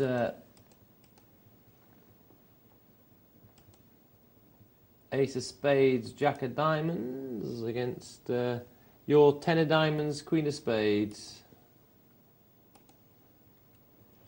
Oh, and there's the ace. You actually had 37.45% chance of winning that one. You're going to tie about half of the percent of the time. The thing is, my game didn't even really start until the end when the blinds were huge and I just had to make decisions with things like 4s and rag aces. Okay, but that's how these tournaments are going to be. That's how these tournaments are going to be. You know, a lot of our big decisions are going to be at the end there when the blinds are big.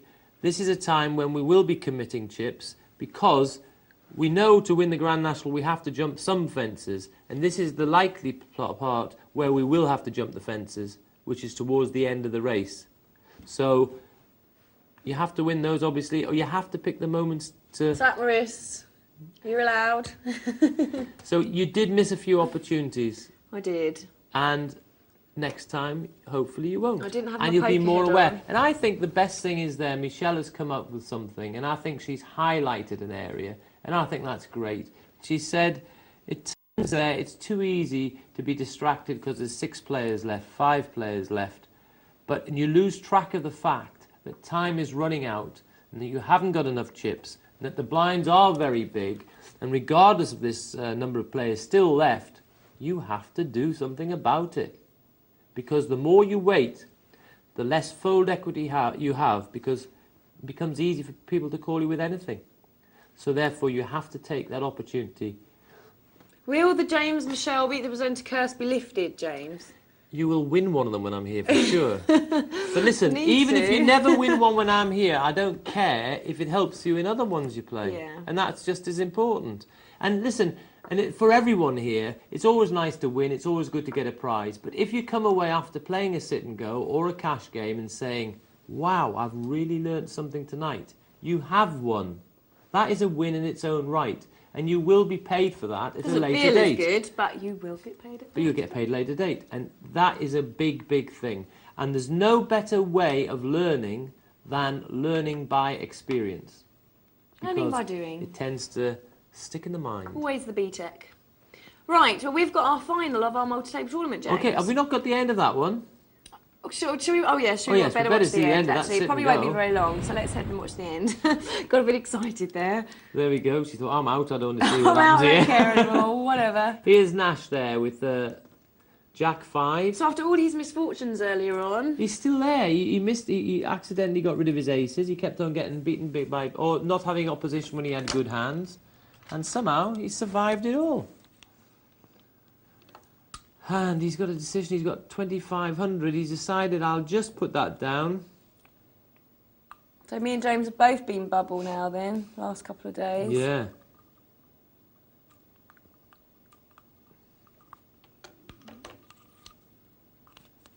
Nash here now is going to be in, more or less committed here now. He's only got 12.20 left. He's got 12.80 in the middle.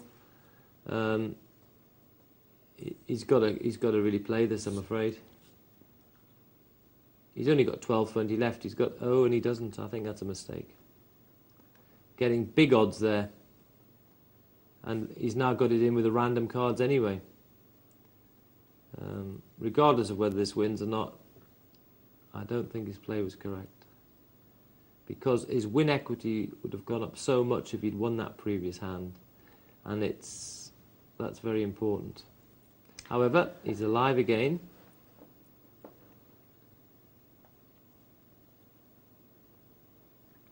Sometimes in this game, you know, it's correct because of the number of chips in the pot and how that will affect you if you win it. It's correct to go in even when you're pretty sure that you're underdog, because the reward is so much that that will really give you big chances of winning. So again, it's just another slant on our risk-reward ratio. It's a different view of it. So sometimes, even though you know you've got the worst hand, you say, listen, this one I can't put down. I'm running out of chips. It's my best chance to get the chips. And if I let this go, it's going to be a harder slog from where I am anyway.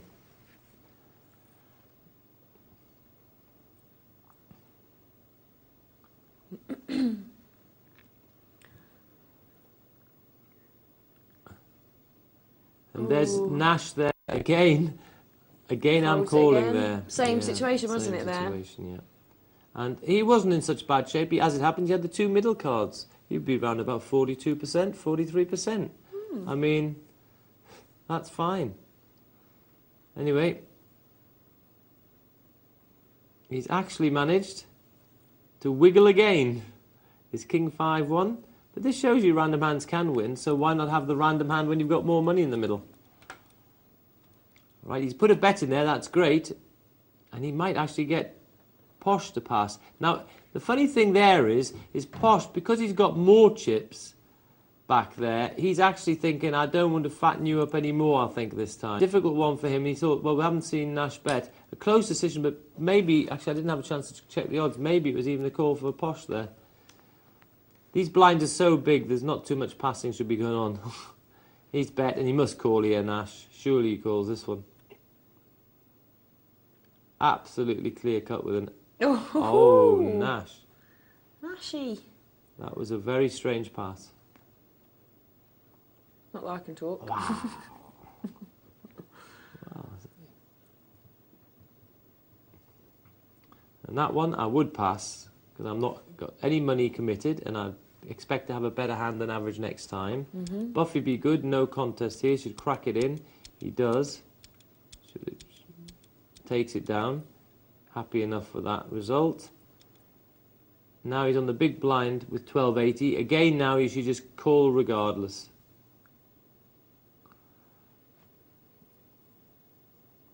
And especially if he passes, he's got extra money in the middle.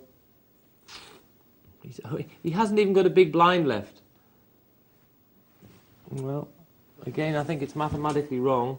8-5-4. He's got a pair of fours here. Buffy be good with fives.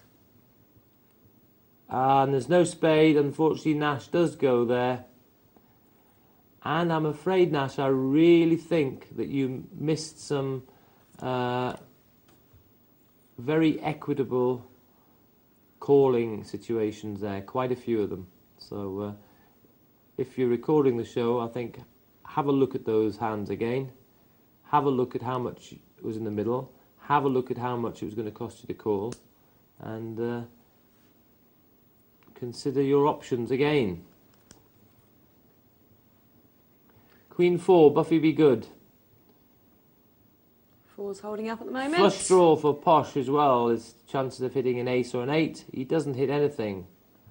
Would need a 6 to make a straight. Buffy takes it. And Buffy takes it, and he is the champion. Buffy be good. Posh came second. Nash came third. There's our stats up there when players fold. 84%. Buffy be good was the most selective player at the table.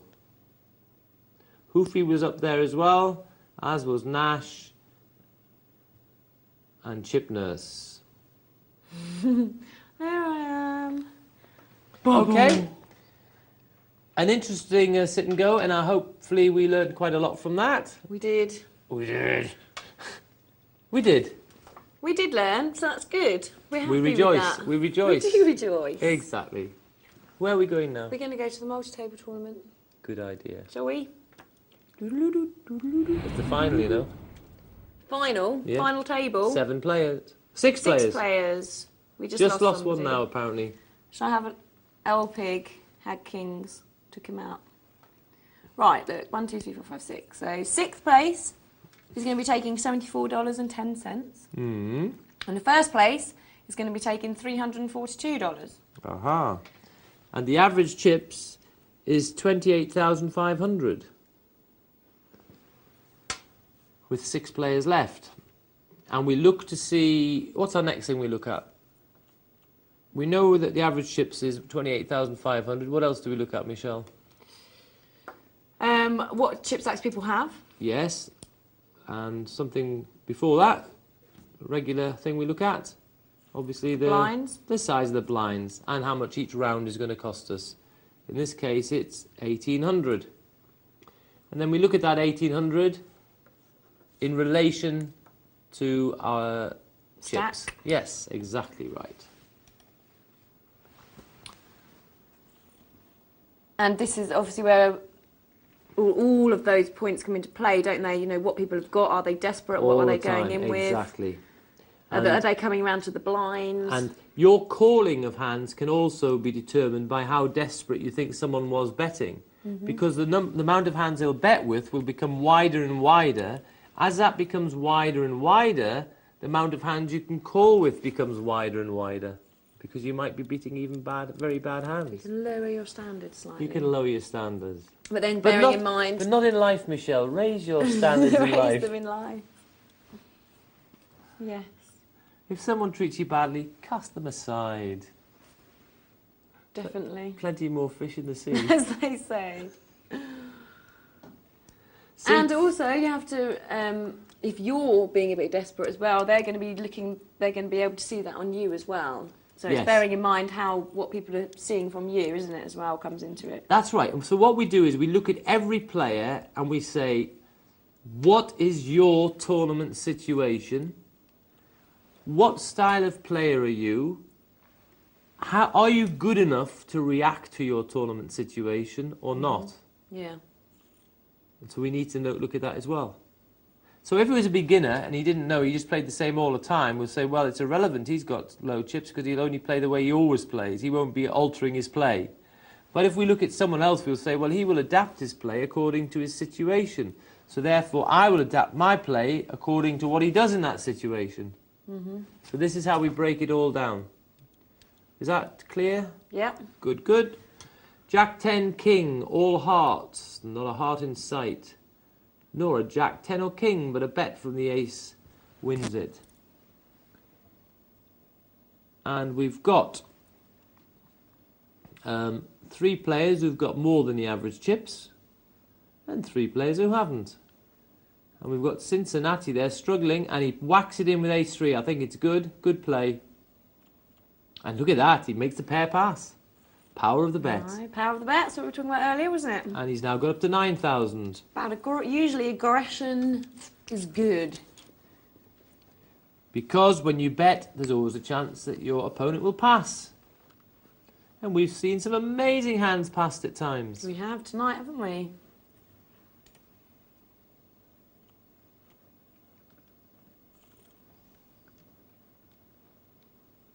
So Cincinnati there has got less than 5 rounds of play, and he should be looking to push again. And I think ace-10 is the one for me. Here we go. I'd have a crack.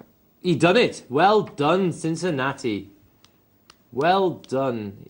That was great. He sensed the situation. He saw it. There was a raise. That's unlucky. You can walk Nothing away wrong. with your head held high. But he does walk away with $74. And his head held high. And because high that's held more head. important. Because he found the right time. He didn't. That was a great time. And he was in front, wasn't he? Pre-flop as well. Yeah. Great situation. Great value. Added money in the middle. Ping. He pushed his move when his stack still had a little bit to it. It was a good opportunity. Extra money in the middle. He got unlucky. But we can't win them all. But good play. I like that. Down to 5 players.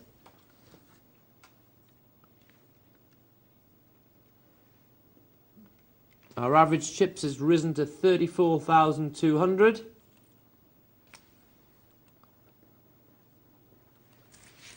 Each round is still the same at the moment, so it's 600, 1,200, so it's costing us 1,800 a round. But we've now lost another player. We're down to 4. Well, Fifth took $91. Not bad for a $10 buy-in. Average chips goes up to 42,750. So we look around there and we see there's only one person above average chips. L Pig. L Pig. He does well, L Pig. He's on the final table quite a lot. Yes, we do see him quite a lot. And look at that queen. So it's 2 pairs for Sid and Brutus. Et tu, Full Brute. house. It's gone. We have $108. Down to 3. Average chips 57k. Sid not too bad, a bit below, but of course Ram a bit lower. L Pig still in great shape. Got more than half the chips. 171,000 in play and he's got 88. He's made up the small blind. What's Sid going to do? Doesn't do anything. L Pig 7-3-10. Doesn't look that dangerous a flop. He didn't think it was. He bet 2,400 using the power of his chips. Look It at worked. that. Aggression again. Yes, but he just put the size of bet, which didn't look too desperate. It looked like, I've got something here. Do you want to play? He didn't look like he was stealing. It looked like a calculated bet. And that worked well. And I think we'll see something again from him. 3-handed, ace-7, we do. He makes it 3 times the big blind. But he's walked into a real hand. And if Ram's going to play, he should raise. In fact, if I was Ram and going to play, okay, it's a good bet. But I would probably be tempted to say, well, is there so much in there now, I'd probably have to make it all in. But it was a good bet. He did a nice chunky bet anyway. Did its job. And I think he'd have been committed into the pot. So good play. Good try by L Pig pressurising, but he walked into a hand, then he got away from it. So good play by him. And Ram, with a real hand, raises it up. And the two, Sid and Ram, have levelled up together there, both around about 43,000. L Pig drifted down just a tad, not much. And it's a raise. Ooh, Sid's now opened up. And that'll be enough to win it, I think. It is. L Pig doesn't want to guess with that hand, for sure. He's out of position, that's one thing. And it's not a great hand, is another thing. Now, 7-9. I think he might give that a miss. He does, and he leaves it to the two guys to have a little bit of a battle together. He wouldn't mind it if one of those was knocked out now. He'd been the last two, and he could fire away. Poof. And it's an attacking play Right, from Ram. didn't he?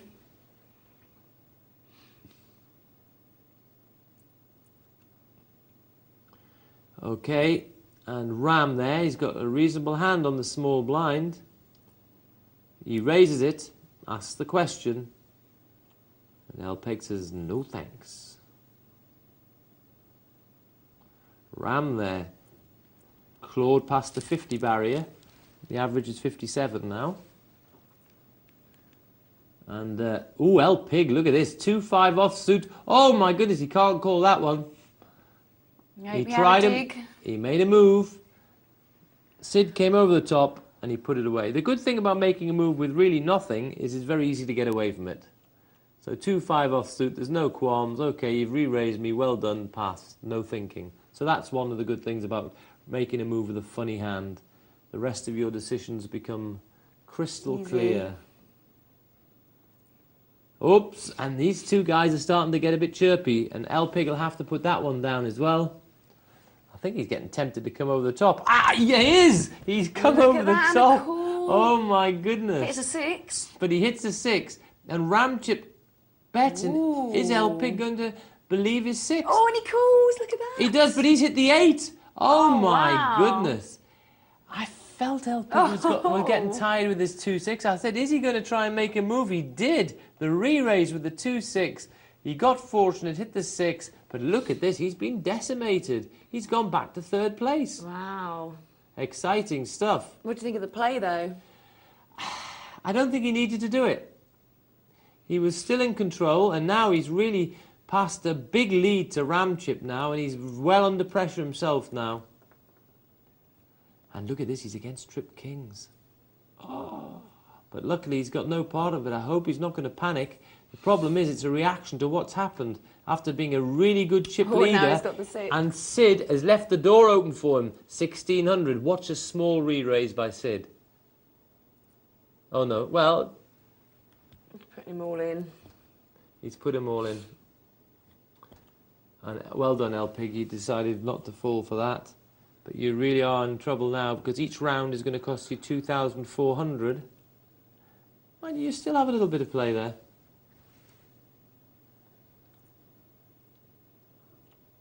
And you've raised it up. You've got a nice hand there. Well done.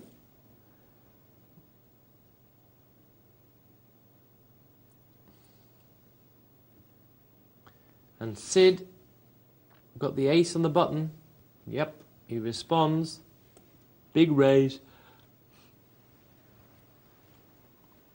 Both players pass. He captures 2,400. Very nice. Ooh, pair of 8s for El Pig. Yes, and we'll see a move here from him. Ooh. Just Maybe he's calls. trying to get Sid to re-raise him pre-flop. Yes, he is. And he's worked well, and now he'll come over the top and set himself all in, which he does. Trap checked him. And there we go, 9 Queen Jack. The 8s are still ahead. Ooh, and he doubles through. And he hits another 8. Trip 8s. And he's got back into it. He's slid into 2nd place again. He wanted to make sure he got himself all in with Sid, didn't he? He did. He had a hand. He said, I want to play this. I need chips. I'm going to slow play it. This is my best chance of getting chips. I don't just want the blinds here. It's a proper hand. And that was good play. I liked it. Well done, El Pig. But this could get a bit messy. Yes, he didn't want to hit a flush, does he? Oh, no! Oh, dear. Although he has got a 10. He has got a 10. He's winning, and the flush draw is harder to make, and he's going to call this. Oh, he needs another, not a heart. Oh, and he gets 2 big. It's no, it's and 2 he's pairs. captured the lead again. He's got 2 pairs, Jacks and 10s. Look at him go back into the lead. There he is. He's got Jacks and 10s. His opponent's only got a pair of 4s. And of course, having the hearts was good there because it helped to stop a heart coming. Made it harder for a heart to come, which in that case was good for him. Before the flop, he'd have said, let me have a flush. Of course, it would have been the death of him.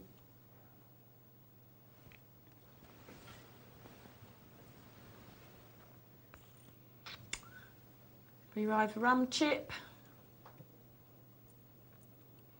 What have we got here? Not much going on. Sid, King 6, he's very low. I think he should push. Certainly attack this with a king. 3-handed.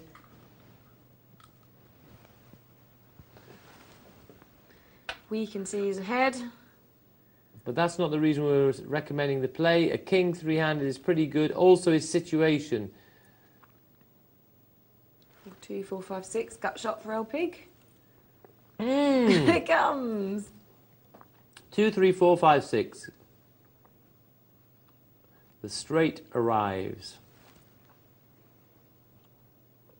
Little bet. Ramchip doesn't want any of it. So El Pig just gives himself a little bit more of a lead. Oh, the 10s for round chip. Is he going to get a caller from Queen 3? No. Fair enough. Ram chip climbing up. Sid's the one that's in trouble here. He'll be making a move when the hand comes along, no doubt.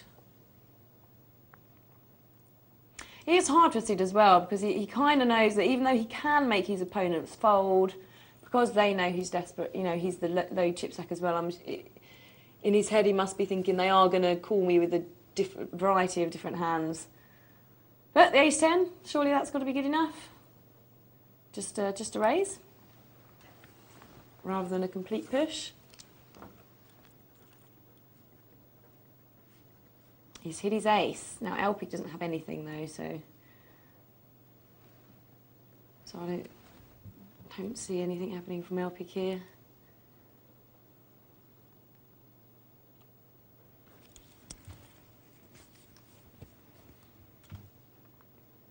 There's still a lot of money to be had for these places.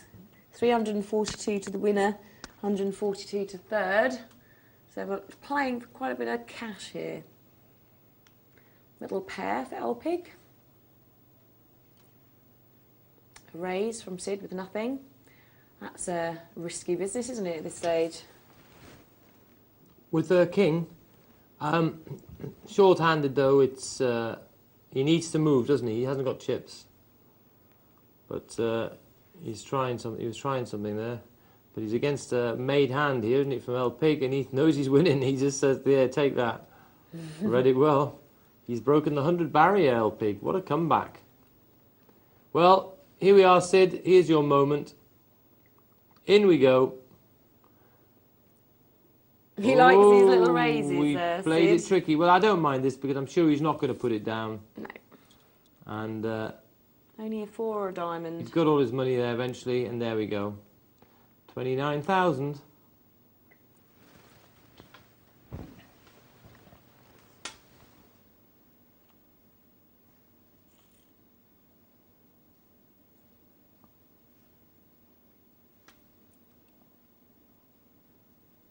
Ace 4 for El Pig.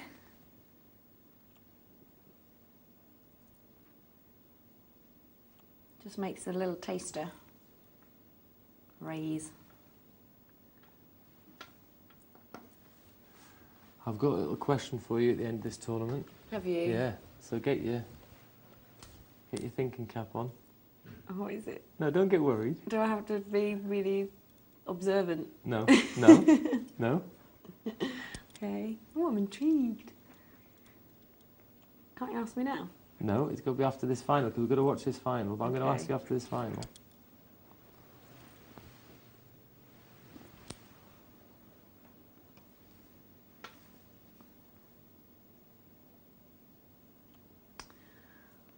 Queen takes it.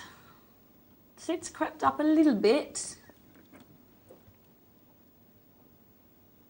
Not much there. No, Jack 5 doesn't look too tasty.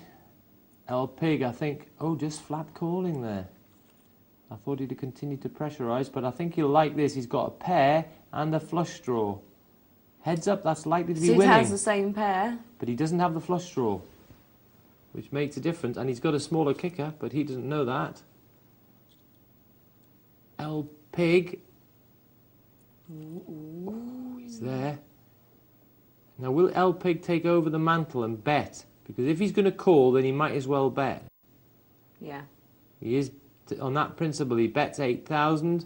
He's gone all in. He will call. He has to call now. Surely. It's only 14,000 more. He has a chance to put the guy out. He does call. He's made the flush. And there was that flush. He had the better kicker, but he got the flush. Well played, El Pig. You read it well. And you're gone into the last two now. There it is. They both had a pair of sixes. As I said, he did have the flush draw as well. He did have the higher kicker. And but there, whatever he wasn't sure where he was, but he had the plus point that he'd be putting someone else out the tournament. He would be getting to a heads-up situation if he was right with a big lead. And of course, his equity, because of that, rose dramatically, and he made the correct decision and won it, which is even better.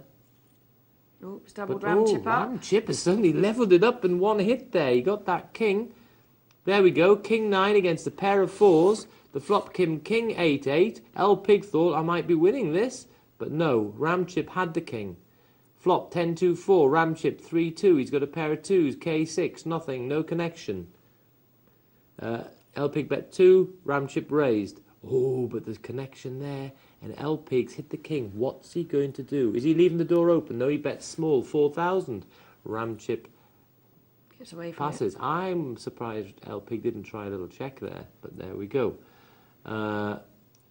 Small blind makes it up for ram chip. Flop, jack 5-5. Jackson 5s, Motown. And a 9. Anyone got a spade? Yes, L Pig. He's got the single flush draw again. Well, Pig's ahead, checks the And river. check, check, and he wins it just because of the high card queen. No one connected.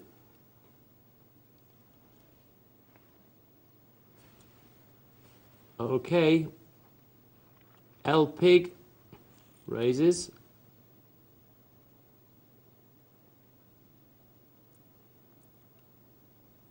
Okay, I'll tell you this just in case we're running out of time. I'll tell you this. I'll ask you this one now. No, we've got 25 minutes. Oh, have we? Oh, is my watch stopped? Yeah, we've already got 12 and a half. Okay, Go on then. we'll watch this here though, just in case. We'll keep track. Okay, Dr. Tom and Cass were playing heads-up poker, Yeah. and they played 7 hands. Right. There were no split pots, Okay. but they both won the same number of hands. Right. How's that possible? So they're both playing a heads up.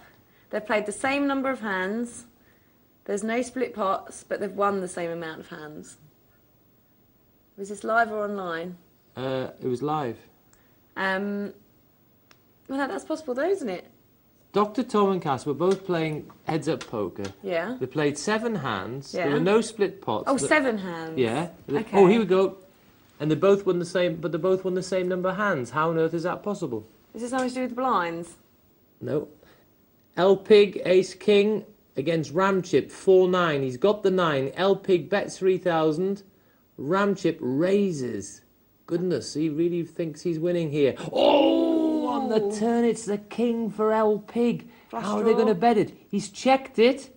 It's a flush draw for Ram. He's going to push some money in. 6. Now L Pig's going to come back over the top, I'm sure. He trap checked him. I'm sure he's going to re-raise him here.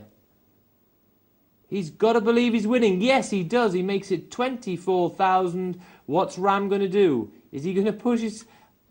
Oh, he put it down. Wow. Well done, Ram. Excellent pass. Was there a missed deal? No. Okay, 7 hands. Both won the same amount of hands. That's 3.5 hands each, but there's not a split pot. Hang on. I think. You carry on. I'll keep thinking. Okay, L Pig 9-8. And he takes that one. He's over that 100 barrier, 105,000. Testing 1-2. That's what the blinds are. 1,000, 2,000. And it's a raise from Piggy. 6-4-5. He's got an up and down straight. 3-4-5-6. He needs a 2 or a 7. Because we're on the last hand. We're Sorry? on the 7th hand.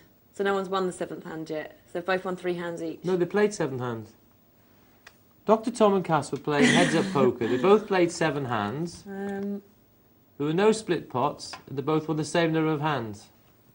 Okay, I'll put you out your misery. Yeah, go on. They were playing different people. Oh!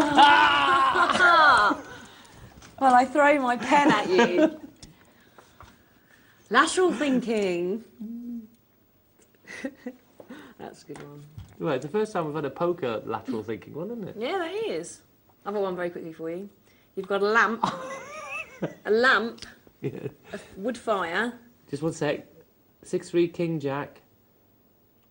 9 Queen from Ram. He bets. He had the inside straight draw. Thought maybe if it had a big card it could win. And you look at this, he's levelled it up a bit again. You've got a lamp, a Yes. wood fire, and a candle, Yes. but only one match. So which do you like first? A lamp, a wood fire, and a candle. But only one match. Yes. So which one do you like first? Well, what sort of lamp is this? Oil lamp. All right.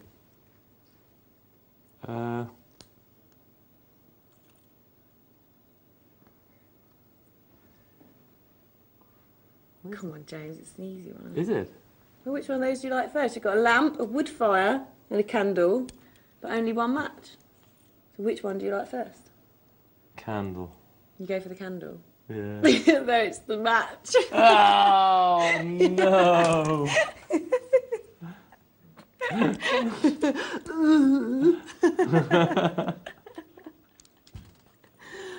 Oh, we love that one. 4 King 6. Why did you pick candle?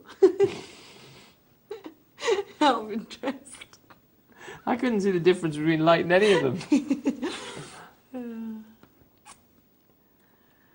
Well, not much going on here. Well, El Pig stowed it there though. He didn't have anything and he bet.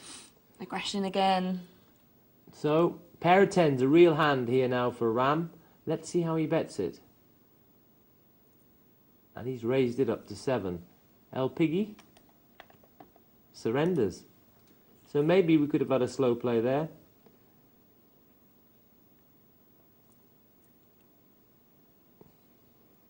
El Pig, Jack 3 suited.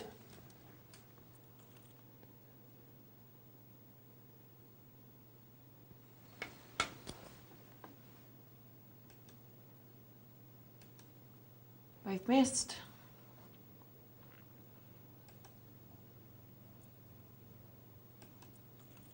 Ooh, A6 was called.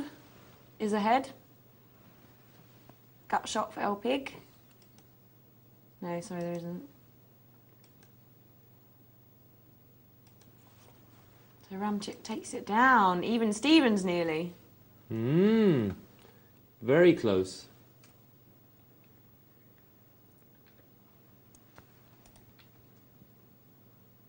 Very, very close. And here we have 2, 5, 7. So Rams hit the top pair. And El Pigs hit the middle pair. And now has a up and down straight. But Ramchip's got a middle pin straight draw. And El Pigs attacked. And look at that. It's 1, 2, 3, 4, 5. He's hit it straight. He's now re-raised. Ramchip's just got the pair. Surely... No, he puts it down. But that's really wounded him. And El Pig is marched on to a gross 144,000. We've got another email here from Dad. Details of the Orpe Open. Oh my goodness. But he's not done it right because Martin put Mum out because he had an ace-8 and Mum had an ace-8 and flopped the ace, so Mum went all in and Martin called and then Martin hit the 8 on the river. So I think Mum must have had something like an ace-10 or something. Oh right, yeah. Bit confusing there, Peter. Dad. Oh, so Martin put Mum out. Yeah, and she probably then put him out the house. Well, he usually just falls asleep on the couch. Poor old Ram is getting whittled down here. El Pig. 10-8. Is he going to be pressurising him here? He just calls. And they just have a look at the flop. It's 4,000 in the middle. El Pig bets again. And again he steals it. Yeah. Non-stop aggression from El Pig. Using his chip stack well. Good poker. Well done. And Ram here, he is in a situation where what, Michelle? What is Ram's situation? Ooh, all in with a 6-10. Okay, and there we go. So his situation is now $228 better off. Okay. But El Pig is $342 better. Well done, El Pig. I thought that you played very well overall. Possibly one slightly move when you didn't quite need it. That was a re-raise you made with the 2-6. I think your situation was so solid there, you didn't quite need to do that re-raise move there. I liked a lot of your first raise and first bet aggression, which you continually did, and that actually got you back in the game and eventually got you to win it. I thought that Ram there towards the end, when his stack went down, stopped being aggressive enough. I think he had to, because his situation had changed. He didn't have much play left. He had to now, with less hands, ask a question to El Pig. And the chances are, against an opponent heads up, that they haven't got too much. You can still get them to put them down. Sometimes you start panicking, don't you, and think, oh, no, now I'm going to wait, and then you start folding when you shouldn't. That's right. And so I think he just became, and in fact, he was then allowing, the problem is because another thing happened. Because he didn't attack, he left the door open for El Pig to attack. So that was a problem. Because he didn't attack, he left the door open to be attacked. So it was a double whammy. If he'd attacked himself, El Pig would have passed. But in fact, he left the door open, El Pig attacked, and he passed. This was a two-way swing. Big results when you've got small chips, because those chips are very significant to you. Well, I did enjoy that, though, that multi-table tournament, and it's so wonderful to be able to watch the decisions people are making, and it really does help us as well, doesn't it? Oh, it was a good final, wasn't it? Lots of play. Good to watch. I enjoyed watching your tournament as well, Michelle. Yeah, it wasn't very good tonight. The No, old James Browning pressure. No. You know, we But came let me up with blame some, you, James. we all came right? up with some interesting situations there. That was the main thing. It was. And you did some good plays as well. And there was times there where I said, oh, I hope Michelle's going to do this, and ping, you did it. So that was good. I mean, I think your game is coming on very, very nicely. So I wouldn't worry. Well, I'll keep you posted on how I'm doing in this bulk tournament thing that I'm doing. And take away what you learnt tonight. And then next time I see you, you're going to say to me, yes, I was aware of my chip situation, and although it didn't look very comfortable to do it, I thought, I've got to do it now because it's only going to get worse. And so I made this move. Actually, I lost, but I was happy that I did the play. Or maybe you won it. But I want you to be able to come back to me and say, I've readjusted. I now think I'm playing at another level now because I can see my situations clearer. You can do, and even tonight I said, you know, something that I'd learned from before. I mean, it's invaluable to be able to watch. Yeah, that was the one you said before about the pair of twos. Mm-hmm. That was a great one. She said she had a pair of twos in early situations. Said, yes, I was thinking, okay, fair enough. I haven't seen a hand. I've got a pair of twos, but what happens if I call this pair of twos in early situation? What are my chances of getting round the table without someone raising? Have I got enough chips that I want to call a raise with his hand? No, I haven't. And I'm only looking to hit a 2. And I'm only hitting to hit a 2. Which isn't going to happen. And even if I often. do get round, I've got to hit the 2. And then if I do hit it, I've got to get paid to make it worthwhile. Woof! This seems like a long shot. Not worth it. Whereas before with the pair, I probably would have limped. Yes, because you just automatically gone into this automatic, oh, pair, I limp. And that's why we mustn't do automatic plays. We always must evaluate. Read the situation. Well, it is invaluable, and again, as usual, being able to see everybody's whole cards is a great experience as well, and big learning curve for all of us. Do remember, tomorrow night is a pro night, so James, you're on, aren't you? With Dr. Tom. With Dr. Tom. So do make sure you tune in tomorrow night at 10 p.m. We've got Beat the Presenter as well. One of James or Tom will be playing at 11 o'clock, so we'll be watching that at 12. Thanks very much for joining us tonight, but from us, it's good night and goodbye.